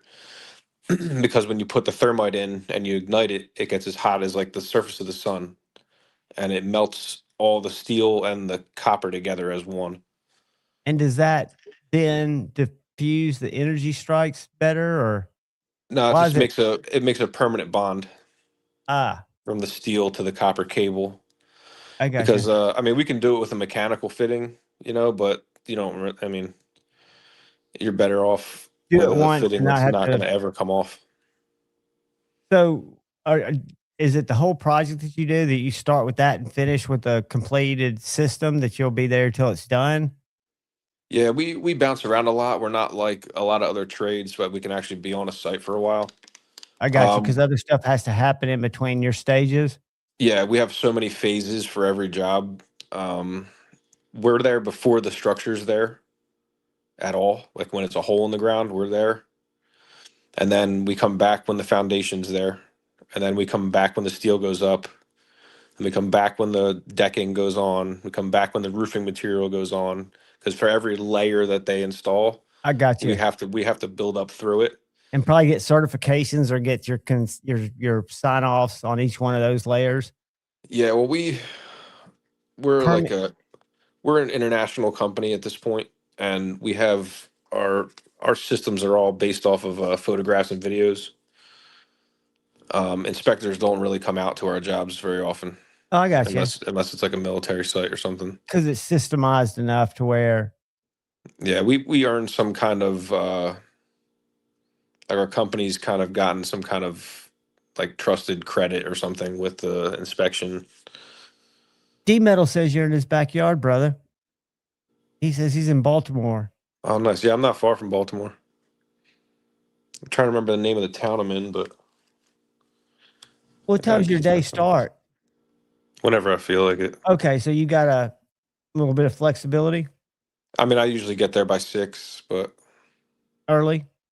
yeah. Well, you got any I don't- parting words, buddy? Because I'm gonna let these guys go. I'm about to. My back teeth are floating. I always get where I got to pee so bad at the end of things. It's because I drank that. Nah, late man, night. I'm just here for you, Javon. Dude, I appreciate you hanging. You're always so interesting. I love when Shane's here, when Kyle's here. I don't know where he went earlier. I knew he wasn't feeling good earlier. But, Yeah, I don't know. I'm starting to think he might not like me anymore or something. I think he done. I think I talked too much for him. But Shane was talking tonight. I was trying to listen. He might just get hung up when we're not like messing around, you know. Yeah, I mean, it's different. It's different. Every night's different for me because sometimes I don't always, I feel different every time I go live. I'm dealing with being me, and sometimes I just don't have it to bring. And I love having you guys here. But guys, I appreciate each and every one of you. Thanks for hanging with us. Do me a favor as always. Bugsy, have a great night, and you stay safe. You too, man. But you guys look out for the guy or gal to your left. Look out for the guy or gal to your right. Look out for each other. Go forward. Love in your hearts. Choose debate, not hate. Love y'all. Peace out. Later, chat. Later, guys.